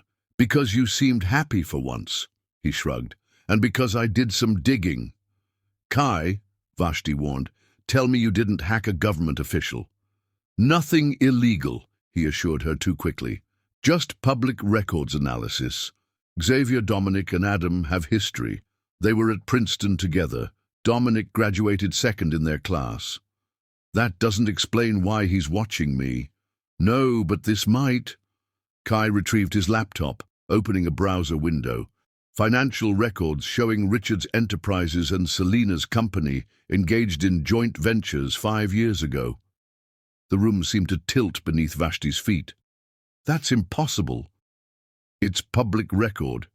Buried deep, but there." Kai's expression was sympathetic but firm. "Adam knew who Selena was before you met him." Her stomach lurched. "Did he know about me? About the arrangement with Selena?" "These records don't show that." Kai hesitated, "but either he's been hiding his connection to her, or he's dangerously oblivious to his own company's activities." Vashti grabbed her jacket. "I need answers." "Be careful," Kai warned. "People with secrets don't like having them exposed." Adam's executive office occupied the top floor of Richards' tower, all glass and steel overlooking the city he seemed to command. His greeting smile faded when he saw her expression. "What's wrong?" Vashti placed her phone on his desk, document displayed. "Explain this." He scanned it, face darkening progressively. "Where did you get this?" "Xavier Dominic." "Is it true? Did you know Selena before that night?" Adam moved to the window, shoulders tense. "Not personally, no. But your company worked with hers. 5 years ago, briefly." He turned to face her. "Richards Enterprises acquires dozens of partners annually. I'm not involved in every transaction." "This was no ordinary transaction." Her voice sharpened. "Millions through offshore accounts connected to my stepmother." His jaw tightened. "What exactly are you accusing me of?" "I don't know." Frustration and hurt tangled in her chest. Were you involved in Selina's embezzlement from our family trusts? Did you know who I was before that night? No. His denial carried absolute conviction. I had no knowledge of Selina's personal life or her connection to you until she proposed our arrangement. Then why hide the business connection? Because I didn't know about it. Adam's controlled facade cracked, showing genuine anger. My CFO handled those partnerships. If there were irregularities, he concealed them. Convenient, Vashti said, unable to keep bitterness from her tone. What do you want, Vashti? Financial records? Witness statements? His intensity matched hers. Tell me what would convince you I'm not the villain in this story. The raw emotion in his voice caught her off guard. She'd expected defensive deflection, not this wounded intensity. The truth, she said quietly. All of it. Adam sighed. Reaching into his desk drawer, he withdrew a thumb drive. I've been investigating financial irregularities within my company for months, ever since I recognized Selina's name after our night together. Vashti accepted it warily. And what does this show? Evidence suggesting my CFO, Marcus Brennan, was involved in multiple fraudulent schemes, including with your stepmother. Adam's expression hardened. What you're holding is still an internal investigation, not yet ready for authorities. Why not tell me this before? Because it's still unfolding. Because I feared how it would look. His honesty was disarming. Because I didn't want to lose you over crimes I didn't commit. Vashti felt torn between trust and caution. Xavier is convinced you're guilty. Xavier Dominic has personal reasons for targeting me. Adam's mouth tightened. Our rivalry extends beyond Princeton's class rankings. His ex-fiancée left him for me. Cassandra from the restaurant, Vashti realized, pieces connecting. Yes. Adam stepped closer, earnestness replacing anger. Xavier will use anything, including you, to bring me down. The question is whether you'll let him. The silence stretched between them, heavy with unspoken emotions. Finally, Vashti pocketed the drive. I need to verify this independently. I expect nothing less. Respect colored his tone. Just promise you'll consider the possibility that Xavier's evidence is deliberately misleading. I promise. She turned to leave, then paused. If I find you've lied to me, Adam. You won't, he said quietly. Because I haven't. The cafe was neutral ground, public, safe, halfway between her apartment and the DA's office. Xavier arrived precisely on time, confidence in every line of his tailored suit. You've considered my offer, he stated, not a question. I've considered your evidence, Vashti corrected. It's incomplete at best, deliberately misleading at worst. Xavier's smile tightened. Adam's gotten to you. No one's gotten to me. Her voice remained steady. I've spent 48 hours analyzing financial records from both sides. Your documents show connections between Richard's enterprises and Selina's company, but conveniently omit the CFO's role. Marcus Brennan was following orders. Marcus Brennan owns 3 villas in Monaco purchased with funds traced directly to Selina's embezzlement scheme. Vashti placed a folder between them. Funds Adam never touched or benefited from. Xavier's composure slipped momentarily. Where did you get this? Does it matter? It's verified by independent forensic accountants. She leaned forward. The real question is why you withheld this information. His recovery was impressive. To protect the integrity of our investigation, or to manipulate me. She stood, gathering her belongings. I won't be your informant, Xavier, and I won't be your pawn in whatever vendetta you're pursuing against Adam. You're making a mistake, he warned, voice hardening. Richards isn't who you think he is. Maybe not. She met his gaze steadily. But neither are you. Outside, Vashti texted Adam, "I'd like to see whatever else you've found." His response came instantly, "I'll send a car." As she waited, Xavier emerged from the cafe, phone pressed to his ear. "She's not cooperating." "Yes, more direct measures may be necessary." "No, I'll handle it personally." A chill ran down Vashti's spine as she ducked out of sight, suddenly certain that the stakes in this game were far higher and more dangerous than she had realized. Chapter 8. The Danger. Adam's private elevator required both keycard and biometric scan, opening into a floor absent from building directories. Instead of his penthouse, Vashti found herself in a sophisticated command center with multiple workstations and wall-mounted screens. "My security operations," Adam explained, guiding her past analysts monitoring data feeds. "Few people know it exists." "Including building inspectors, I imagine," Vashti remarked, earning a hint of a smile from him. They entered a conference room where documents and photographs covered the walls, a complex web connecting faces and companies. At the center, Selena and Marcus Brennan, Adam's CFO. "I've been building this case for months," Adam said, gesturing to the evidence. "Not just financial fraud, but something darker." Vashti studied the diagrams with growing unease. Human trafficking. Massage parlors, escort services, undocumented worker exploitation, all funneled through legitimate-appearing businesses. Adam pointed to financial flowcharts. "My company's connections were manufactured by Marcus to launder money. When I started investigating, they tried to frame me as the mastermind." "And Xavier's role?" "That's the most troubling part." Adam indicated a photograph of Xavier meeting with Marcus. "He's been protecting them, not prosecuting them, in exchange for their help destroying me." Horror washed through her. "Why target you specifically?"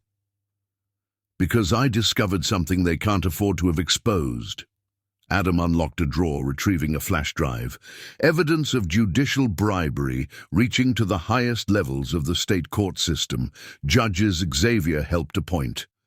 The implications hit Vashti immediately. If this gets out, dozens of convictions overturned, political careers ruined, Xavier's ambitions destroyed. Adam's expression darkened. "People have been killed for less." Fear suddenly clutched at Vashti's chest. "Is Kai safe?"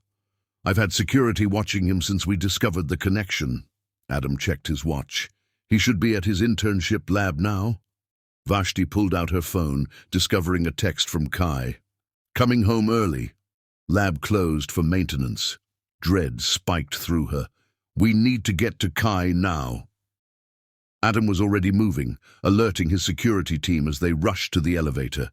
The descent felt excruciatingly slow, despite the express speed.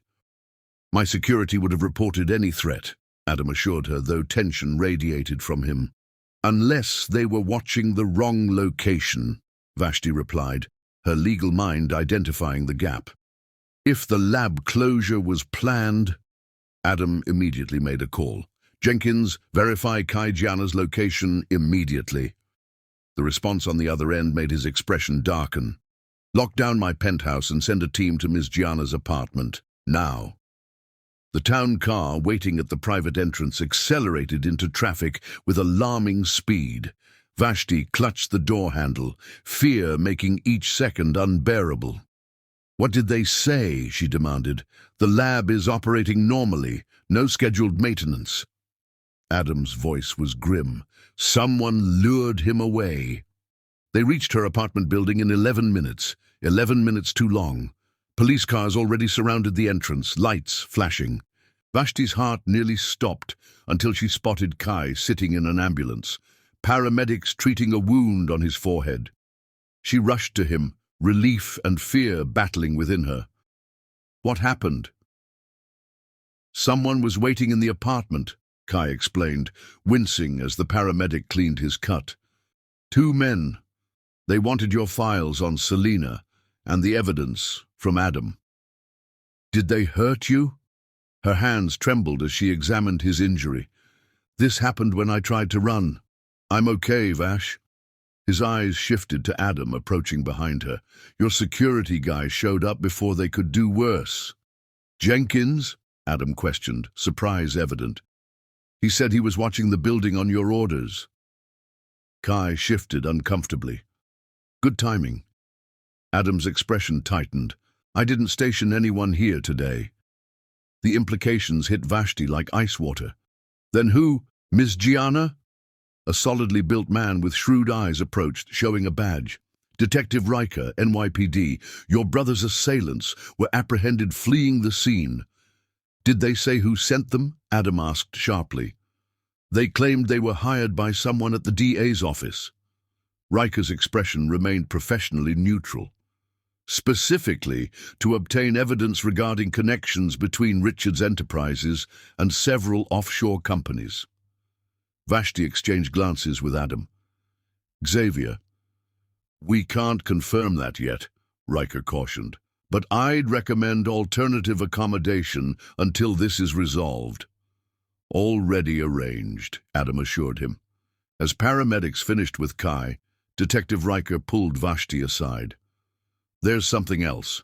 The man who intervened, he wasn't Mr. Richards' security. He identified himself as Federal Agent James Coleman." "FBI?" Vashti whispered, pieces shifting in her mind. "He left this for you." Riker handed her a card with only a phone number.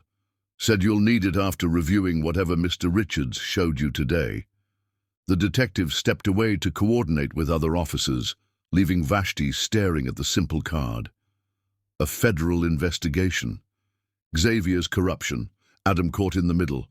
"We need to go," Adam urged, guiding them toward his waiting car. "My lake house is secure and off the grid." As they settled into the vehicle, Vashti studied Adam's tense profile. "You knew about the federal investigation?" "I suspected." He met her gaze directly. "I've been cooperating with them for weeks, providing evidence against the real criminals." "Why not tell me?" "Their instructions. The less you knew, the safer you were." His hand closed over hers. At least that was the theory. The car wound through city streets, taking an erratic path to ensure they weren't followed. Kai dozed in the back seat, exhaustion claiming him after the adrenaline crash. "What happens now?" Vashti asked quietly. "We keep you and Kai safe while the FBI moves on Xavier and his network." Adam's grip on her hand tightened. "And I tell you everything. No more secrets, no more half-truths." As city lights gave way to darkness, Vashti felt oddly calm despite the danger surrounding them. Whatever came next, whatever truths Adam still held back, one thing had become crystal clear. The man beside her had risked everything to protect her and Kai. The question remaining was whether that protection would be enough against enemies who controlled the very systems designed to deliver justice. Chapter 9. The Alliance. Adam's lake house emerged from darkness as their car approached, security lights illuminating a structure that defied the humble term house. The modernist glass and stone fortress overlooked private waters, its isolation providing natural defense. Perimeter sensors, reinforced windows, satellite communications, Adam explained as they entered. Completely off official records. "You prepared for war," Kai observed, examining the technology despite his bandaged forehead.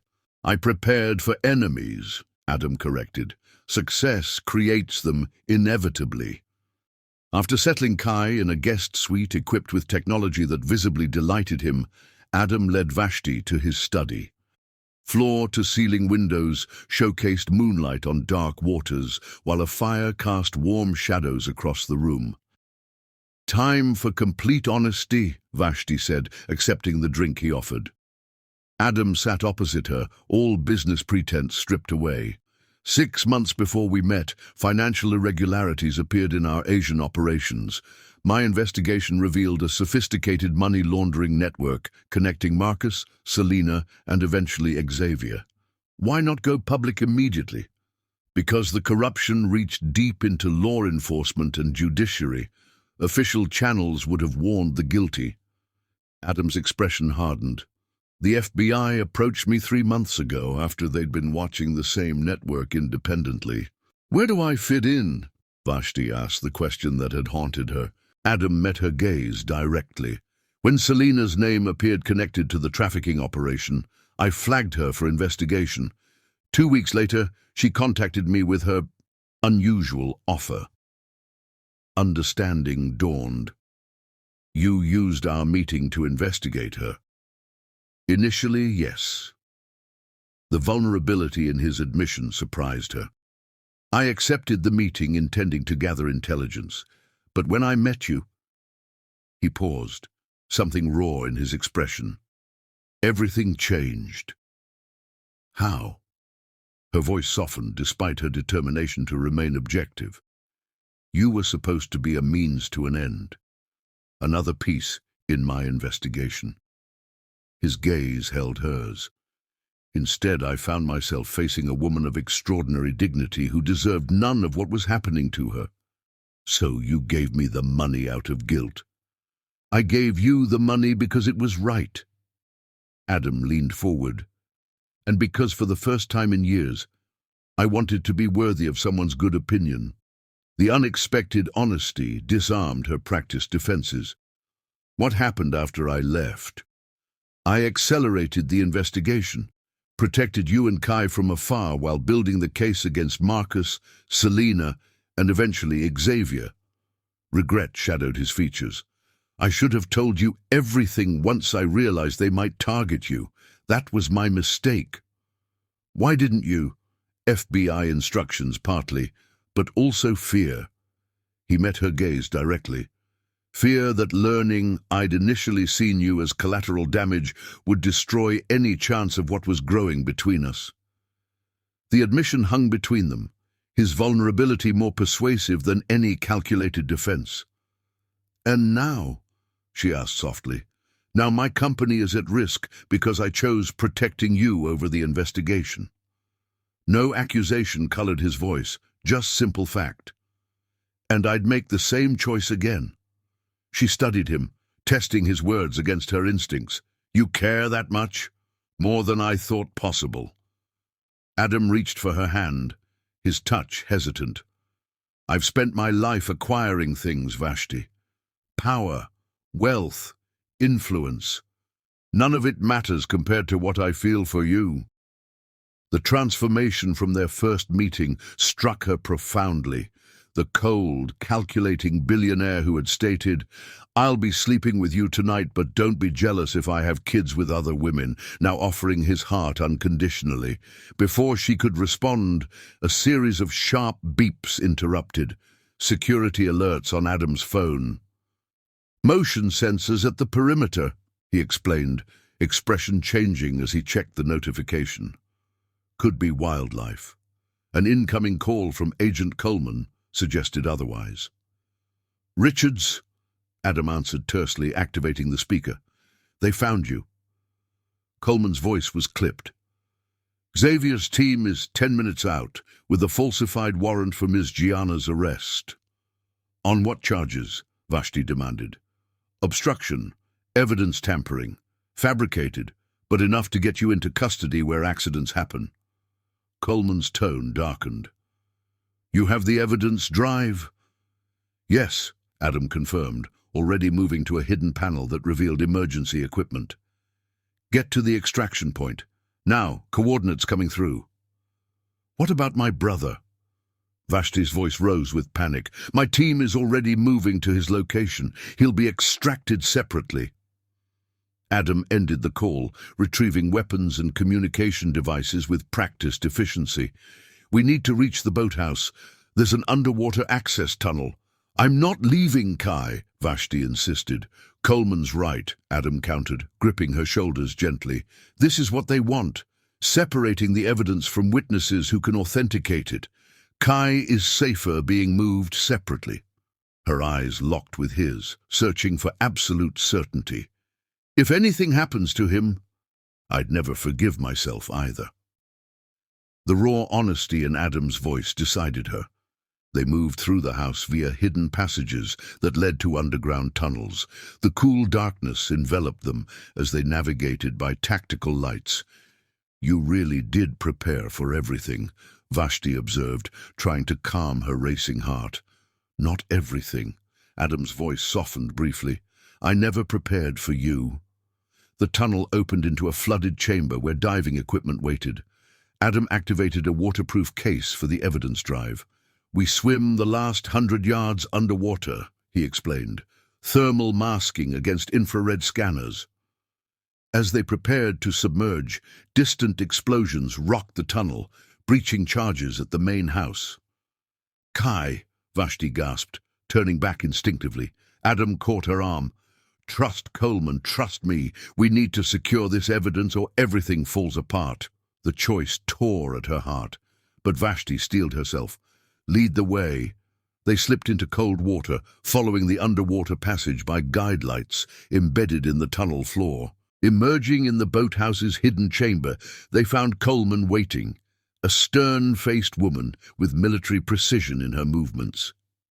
"Right on time," she noted, helping them from the water. "Your brother is secure, Ms. Gianna, already en route to the federal safe house." Relief washed through Vashti. "Thank you.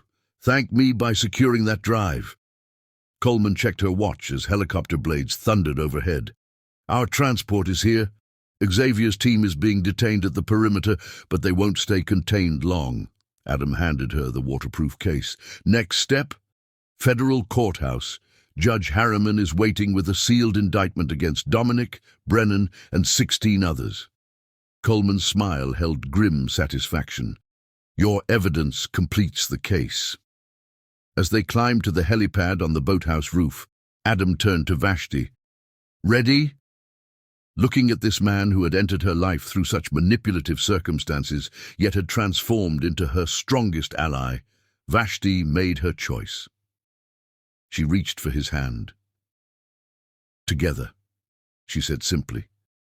His fingers intertwined with hers as they climbed aboard, the future uncertain, but their alliance unbreakable.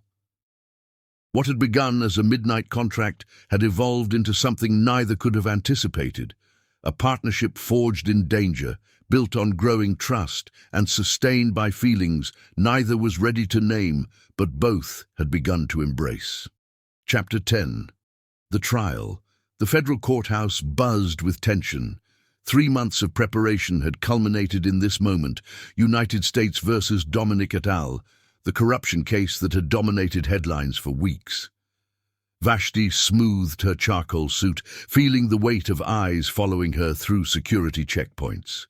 No longer just Adam Richards' mysterious companion, she was now a key witness whose testimony could unravel a corruption network reaching into the highest levels of state judiciary. Nervous? Adam appeared beside her, immaculate in a navy suit that probably cost more than her law school tuition. Terrified, she admitted, but ready.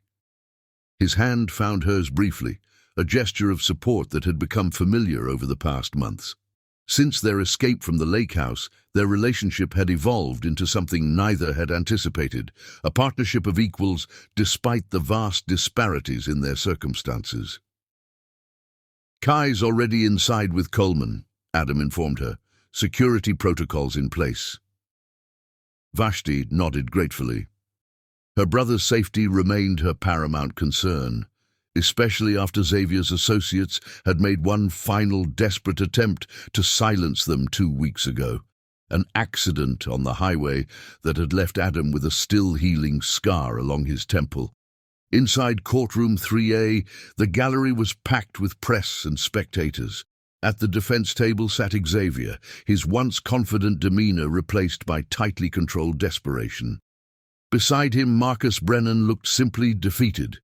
Selena was conspicuously absent, having accepted a plea deal in exchange for testimony against her co-conspirators. The prosecution team nodded respectfully to Vashti as she took her seat in the witness area. Lead prosecutor Diana Sharp had worked closely with her, preparing for today's testimony. As the judge entered and proceedings began, Vashti caught sight of Kai in the secure seating area, flanked by federal agents. He gave her a thumbs up, his faith in her unwavering as always. "The government calls Vashti Gianna to the stand," Sharp announced. Walking to the witness box felt like crossing a threshold, from victim to advocate, from pawn to player. After being sworn in, Vashti faced the courtroom with quiet determination. "Ms. Gianna," Sharp began, "please explain how you first became aware of financial irregularities involving the defendants." Vashti recounted the story chronologically, beginning with Selena's embezzlement from family trusts, through the arrangement with Adam, to her discovery of connections between Xavier, Marcus, and the trafficking operations. Her legal training served her well, keeping her testimony precise and unassailable. When defense counsel rose for cross-examination, Xavier whispered urgently in his attorney's ear, his gaze fixed on Vashti with undisguised hatred. "Ms. Gianna," the defense attorney began smoothly, "isn't it true that your entire testimony is colored by your romantic relationship with Adam Richards?" "Objection, relevance," Sharp interjected. "Goes to witness bias, Your Honor," defense countered. "I'll allow it, but tread carefully," the judge warned, "or the recordings of the defendants discussing their criminal activities." Vashti's calm response earned a slight nod from the judge. The questioning grew increasingly aggressive as defense tried to undermine her credibility. When they produced Selena's original arrangement with Adam, suggesting Vashti had been essentially purchased, she felt rather than saw Adam tense in the gallery.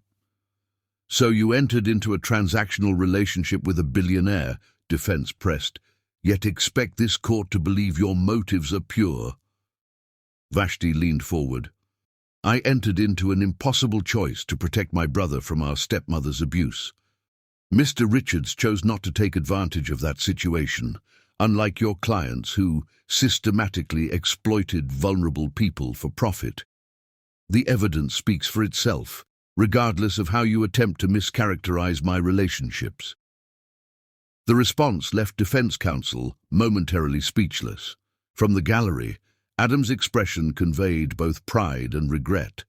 Pride in her strength, regret for the circumstances that had brought them together. When Sharp called Adam to testify next, Xavier's composure finally cracked. "You self-righteous bastard!" he hissed loudly enough for the front rows to hear. "This isn't over." Court security immediately moved toward him, but the damage was done. Xavier's outburst, captured by courtroom cameras, would feature on every news outlet by evening. Adam's testimony was devastating in its precision, detailed accounts of discovering the embezzlement, tracing connections to trafficking operations, and documenting Xavier's role in judicial corruption. His business acumen allowed him to explain complex financial maneuvers in terms the jury could easily grasp. During a recess, Vashti found herself alone in a secured conference room, processing the morning's events. The door opened quietly, revealing Adam. "You were magnificent," he said simply. "I told the truth." With courage few possess, he approached cautiously, respecting her space. "I'm sorry they brought up our beginning. It was inevitable." She managed to smile. "Besides, it's part of our story now. A story I'd change if I could." Regret shadowed his features. "Would you?" Vashti challenged gently. "If things had happened differently, we might never have met." The thought visibly disturbed him. "There would have been better ways." "Perhaps, but we're here now." She reached for his hand, a rare public gesture of affection from a woman who guarded her privacy fiercely. Together. The moment was interrupted by Sharp entering with urgent news. "Xavier's attorney is approaching us about a plea deal. He's willing to testify against the entire network in exchange for reduced charges." "He's desperate," Adam observed. "And dangerous," Sharp added. "We need to arrange additional security for both of you. His associates are still at large." As they prepared to return to court, Vashti caught sight of a familiar face in the hallway, Selina, escorted by federal marshals for her upcoming testimony. Their eyes met briefly, stepmother and stepdaughter, adversaries bound by circumstances neither had fully controlled. Something like remorse flickered across Selina's face before she was led away. Back in the courtroom, the atmosphere had shifted palpably. Whispers circulated about Xavier's potential deal, creating an undercurrent of tension that culminated when the defense requested a brief recess to confer with prosecutors. "They're falling apart," Kai whispered when Vashti joined him during the break. "Xavier looks like he might explode." "He's realizing he's lost everything," she replied, watching Xavier argue furiously with his attorney. "Are you okay?" Kai studied her with brotherly concern. "This can't be easy." "I'm better than okay." Vashti surprised herself with the truth of it. "For the first time, I feel like we're truly free." When proceedings resumed, the judge announced a 30-minute recess for plea negotiations. As the courtroom cleared, Adam approached with Coleman at his side. "Xavier's agreed to full cooperation," the agent informed them. "His statement implicates judges, police officials, even a state senator." "It's really ending," Vashti breathed, the reality settling in. Adam's phone buzzed with a news alert. His expression tightened as he read it. Marcus Brennan was just found dead in a holding cell, apparent suicide. "Conveniently silenced," Coleman remarked grimly. "Will this affect the case?" Vashti asked. "We have his sworn depositions, and Xavier's turning state's evidence makes Brennan's testimony less critical." Coleman checked her secure phone. "I need to coordinate with the team. Stay in secured areas." As Coleman departed, Adam and Vashti found themselves alone in the quiet courtroom. Sunlight streamed through high windows, dust motes dancing in golden beams. "What happens after today?" Vashti asked, the question encompassing far more than court proceedings. Adam considered carefully before answering. "That depends on what you want, Vashti. Your law degree is nearly complete. You could practice anywhere, build the career you've always wanted. That's not what I'm asking." Understanding crossed his features. "I want a future with you, however you'll have me, but I need you to choose freely, without obligation or pressure. After everything we've been through, you still think I might walk away?" Genuine surprise colored her voice. "I know what it costs to be associated with me, the publicity, the security concerns, the constant scrutiny." His voice softened. "You deserve a normal life, if that's what you want." Vashti laughed, the sound echoing in the empty courtroom. "Normal was never in the cards for me, Adam. Not since that night in your penthouse." He moved closer, hope warring with caution in his expression. "What are you saying?" "I'm saying I choose this. Us." She reached for him, propriety forgotten. "Whatever comes next, we face it together." The kiss they shared was a promise, tender yet fierce, healing the wounds of their difficult beginning with the promise of a future neither had dared imagine when this journey began. "Miss Gianna, Mr. Richards," a court officer interrupted apologetically. "They're ready to resume." Reality intruded, reminding them of battles still to be won. As they separated, Adam whispered, "Tonight, once this is over, I have something important to ask you." The intensity in his eyes left little doubt about the nature of his question. Vashti felt a surprising certainty in her heart about her answer. From a midnight contract between strangers to a future chosen freely, their journey had only just begun. Chapter 11. The Victory. Guilty on all counts. The jury foreman's declaration echoed through the courtroom, followed by a collective exhalation from spectators who had sat through 2 weeks of damning testimony. Xavier Dominic, once a rising star in the DA's office, now slumped between his attorneys, ashen-faced as the judge read out sentencing guidelines. Vashti remained still, processing the culmination of months of struggle. Beside her, Kai squeezed her hand, their private signal of solidarity since childhood. "It's really over," he whispered. But was it? Justice had been served, the corruption network exposed, yet Vashti knew from her legal training that clean endings existed only in fiction. Outside, reporters swarmed the courthouse steps. Adam's security team created a buffer around them as they navigated to the waiting car, cameras flashing relentlessly. "Ms. Gianna, how does it feel to bring down your stepmother's criminal enterprise? Mr. Richards, will this verdict clear your company's reputation? Are the engagement rumors true?" The last question hung unanswered as they slipped into the vehicle. Adam's expression remained unreadable, though his hand found hers once the doors closed. "Vultures," Kai muttered, glaring at the press through tinted windows. "Necessary vultures," Adam corrected mildly. "Public exposure ensures this network can't rebuild in shadows." The car pulled away, leaving the media circus behind. Silence settled among them, not uncomfortable, but weighted with unspoken emotions. "What now?" Kai finally asked, looking between them. The question seemed directed at both, but landed on Vashti. 3 months of investigative chaos had postponed life decisions, but reality now demanded attention. Her law degree would be complete in weeks. Kai's MIT freshman orientation loomed, and Adam's question from last night remained unanswered, the elegant ring box still untouched on her nightstand. "First," Adam said, breaking the silence, "we celebrate." Quietly. He directed his driver toward the river, away from expected destinations where press might follow. They arrived at a modest waterfront restaurant, family-owned, overlooked by haute cuisine guides, but with spectacular sunset views. "How did you find this place?" Vashti asked, as they were led to a private terrace overlooking the water. "Research." Adam's smile held secret amusement.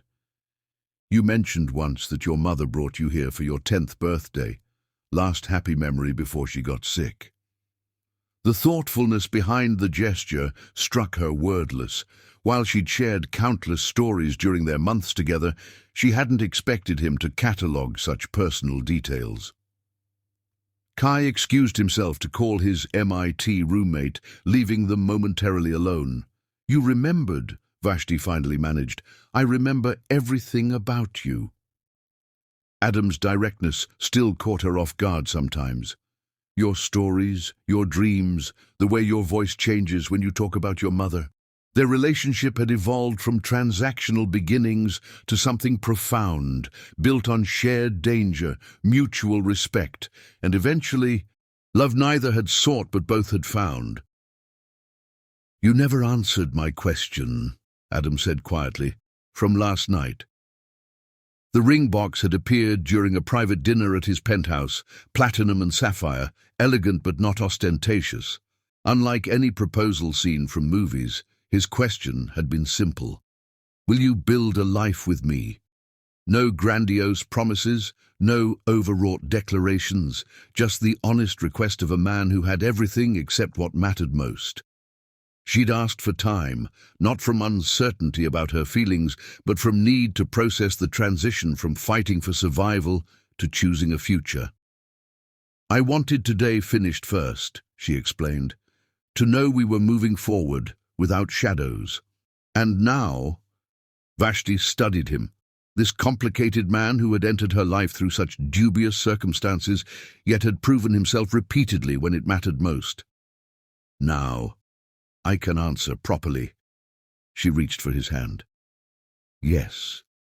The single word transformed his expression, vulnerability and joy, breaking through his carefully maintained control.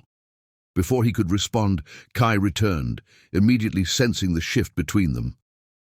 "Finally said yes, huh?" he observed with brotherly perceptiveness. "You knew." Vashti asked, surprised. He asked my permission 2 weeks ago. Kai shrugged, grinning. Very traditional. Your approval matters to him, Vashti realized. To both of us, Adam corrected. You're a package deal. Their celebration dinner was interrupted by a call from Agent Coleman, now addressing Vashti as a colleague rather than a witness. Selena's been officially sentenced, she reported. 7 years, with possibility of parole at 5. She's providing additional information about offshore accounts. Thank you for letting me know, Vashti replied, emotions complicated. Despite Selena's cruelty, part of Vashti felt hollow at the finality of her stepmother's downfall. Not forgiveness, never that, but recognition of how circumstances and choices created intertwined fates. After dinner, they walked along the riverfront, Kai tactfully giving them space by investigating a street performer's robot collection. Second thoughts? Adam asked, noting her pensive mood. About us? No. Vashti watched the waters flow, gathering words. About what comes next. My entire life has been reaction, to my mother's death, to Selena's abuse, to Kai's needs. For the first time, I'm choosing rather than responding. Frightening. Exhilarating, she corrected. But I need something clear between us. His expression turned serious. Anything. I won't be a corporate trophy wife. Her voice strengthened with conviction. I'm finishing my law degree, taking the bar exam, building my career. Our relationship can't mean sacrificing my independence. Relief replaced his apprehension. I would never ask that. Your determination is what drew me to you in the first place. Even when it frustrates you. Especially then, his smile held admiration. I have a proposal of my own, actually, beyond the obvious one. I'm listening. Richards Enterprises is establishing a foundation focused on advocacy for trafficking survivors and legal reform. Adam's voice carried quiet passion. We need an executive director with both legal expertise and personal understanding of exploitation. Understanding dawned. You want me to run it. I want you to consider it. Full autonomy, substantial resources, opportunity to build something meaningful. He held her gaze. Not because you're my fiancé, but because you're the most qualified person I know. The offer tempted her, combining her legal training with meaningful impact, independence with connection to Adam's world. I'll think about it, she promised, after graduation. He nodded, respecting her need for process. No pressure. Kai rejoined them as twilight deepened over the river. Together they watched boats navigate currents, lights reflecting on dark water, a visual metaphor for their journey from darkness toward something brighter. So, Kai broke the comfortable silence. When's the wedding? We haven't discussed that yet, Vashti began. Actually, Adam interrupted, uncharacteristically hesitant, I have a thought about that too. From his pocket, he produced not another ring, but a folded document. The deed to a property in California, beachfront, very private. Your mother mentioned it once in a journal Kai shared with me, her dream destination. Vashti's breath caught as memories surfaced, her mother describing a perfect stretch of Pacific coastline where she'd honeymooned with their father, promising someday to take her children there. You bought it, she whispered, for us to build something new, together. Adam's voice softened. We could marry there if you want, small ceremony, just family. The thoughtfulness behind the gesture, reaching beyond wealth to touch memory and meaning, confirmed what Vashti already knew. This man, despite their complicated beginning, understood her heart. Yes, she agreed, emotion thickening her voice. That would be perfect. As night fell completely, the three of them, soon to be a family bound by choice rather than circumstance, walked back toward the waiting car. Behind them, the river continued its eternal journey, carrying away the past as they moved toward a future none could have imagined when their paths first crossed. From midnight contract to morning promise, their story had transformed into something neither had believed possible on that rain-soaked night that now seemed a lifetime ago. Chapter 12. The Transformation. California sunlight painted gold across the horizon, sea and sky merging in watercolor perfection. On a private stretch of beach, a small gathering had assembled, not the lavish spectacle expected of a billionaire's wedding, but an intimate celebration centered on meaning rather than display. Vashti stood barefoot in the beach house, wearing an elegantly simple ivory gown that whispered against sun-kissed skin. Through floor-to-ceiling windows, she watched waves caress the shore, where chairs had been arranged in a semicircle, wildflowers and seagrass forming a natural altar. "Ready?"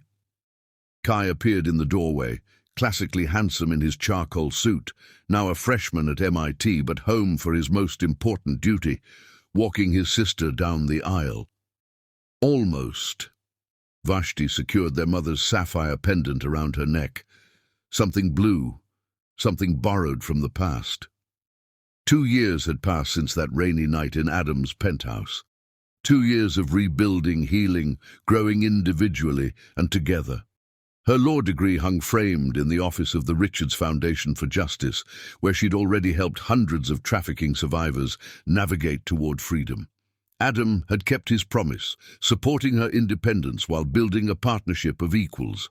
His business empire had transformed too, ethical practices replacing ruthless expansion, philanthropy becoming core rather than accessory.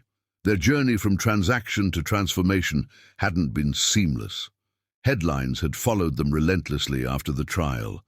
Billionaire weds witness, romance or strategy. Public fascination with their unlikely love story had tested boundaries and patience. Yet here they stood, on the cusp of formalizing what both already knew, that some contracts, even those beginning in darkness, could evolve into covenants of light. "He's nervous," Kai noted with brotherly amusement. "The great Adam Richards, terrified of tripping over his vows." Vashti smiled. "He memorized them 3 weeks ago. Still practicing at night. I heard him yesterday." The revelation touched her deeply.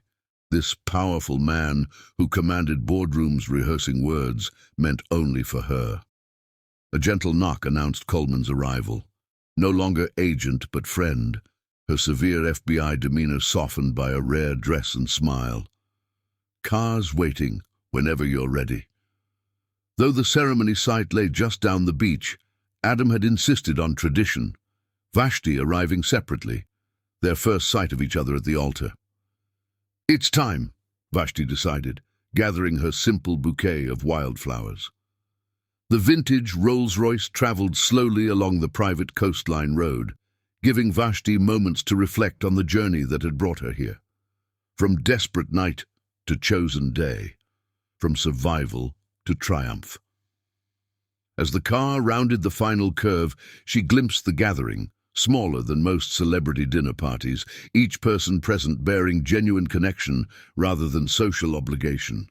Professor Harlow, who had championed her legal career. Kai's MIT mentor, who had become family friend. Detective Riker, whose integrity had proven invaluable during the trial. Even Selena, recently paroled and invited against all expectations, not for reconciliation, but for closure. And waiting at the altar, Adam. His eyes found hers the moment she emerged from the car, his expression transforming with such naked emotion that guests fell silent, witnessing something too authentic for words. Kai offered his arm. "Last chance to run," he teased. "No place I'd rather be," she replied with absolute certainty. Their procession along the shore path felt dreamlike, waves providing nature's soundtrack, breeze carrying wildflower scents, clouds drifting like scattered thoughts across endless blue. When she reached Adam, his hand trembled slightly as it clasped hers. This man who controlled billions, revealing vulnerability only she was privileged to witness. "Hi," he whispered, the simple greeting containing universes. The ceremony blended traditional with personal. Vows they had written together, promises forged through fire rather than fantasy. When the officiant introduced them as partners in all things, the term carried weight beyond legality. Their first kiss as married couple lasted perhaps seconds longer than propriety suggested, drawing good-natured laughter from guests.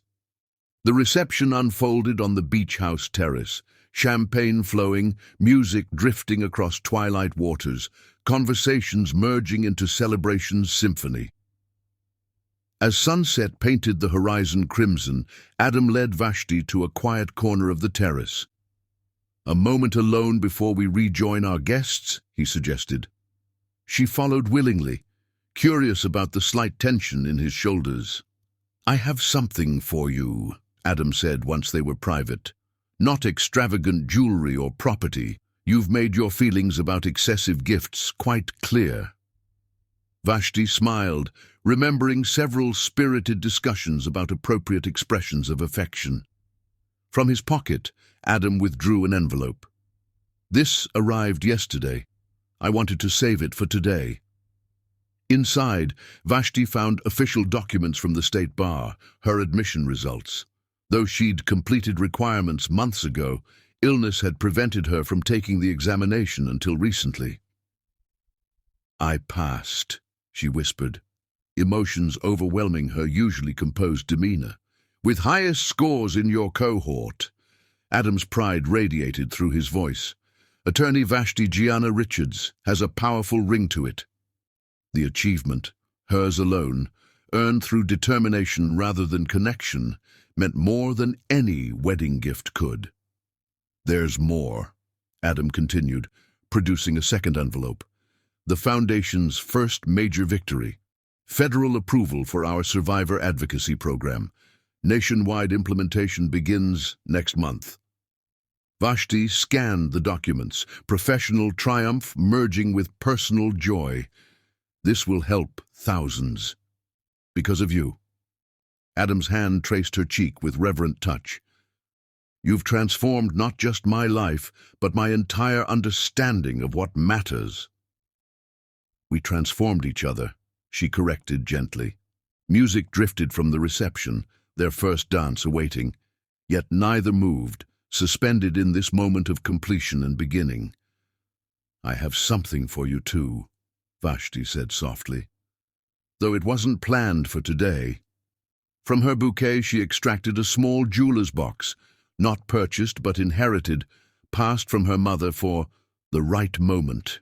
Inside lay vintage cufflinks fashioned from meteorite fragments, cosmic material that had journeyed through darkness to find purpose on Earth. "My father's," she explained, as Adam examined them with wondering fingers.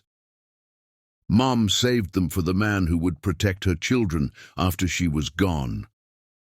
The symbolism struck them both. These fragments that had traveled through void to become something precious. Like their own unlikely journey from that midnight contract to this sunset covenant. "I'll wear them with honor," Adam promised, voice thick with emotion. Behind them, Kai approached with gentle reminder of waiting guests. "They're asking for the first dance." Adam secured the cufflinks, meteorite catching sunset's glow. "Shall we, Mrs. Gianna Richards?" "Always," Vashti agreed, taking his hand. They rejoined their celebration, moving to the center of the terrace where stars had begun emerging above ocean waves. As music enveloped them, their dance became more than performance, a physical manifestation of their journey, every step chosen rather than coerced. Guests formed a circle around them, bearing witness to the culmination of a love story that had begun with all the wrong intentions, yet had found its way to truth. "I never imagined this," Adam confessed as they moved together. "That night in the penthouse, when I said those cruel words about sleeping with you, but having children with others." "Shh," Vashti silenced him with gentle fingertips against his lips. That man doesn't exist anymore. Because of you. Because of us, she corrected. What we built together. As if summoned by cosmic timing, a shooting star blazed across darkening skies, meteorite cousin to the fragments now adorning Adam's wrists. "Make a wish," he whispered. Vashti smiled, leaning into the embrace of the man who had entered her life as adversary and become essential companion. "No need. I have everything I could wish for." Around them, ocean waves continued their eternal rhythm. Reminder that some forces, like love born of adversity, could transform entire landscapes given sufficient time and commitment. What had begun as midnight contract had become morning covenant, a transformation neither could have imagined on that rain-soaked night that now seemed lifetime distant.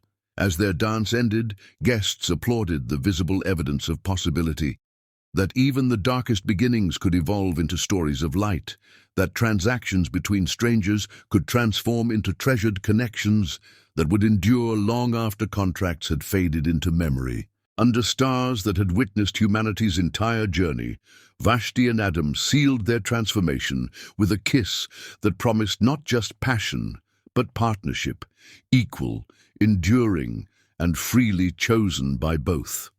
The end.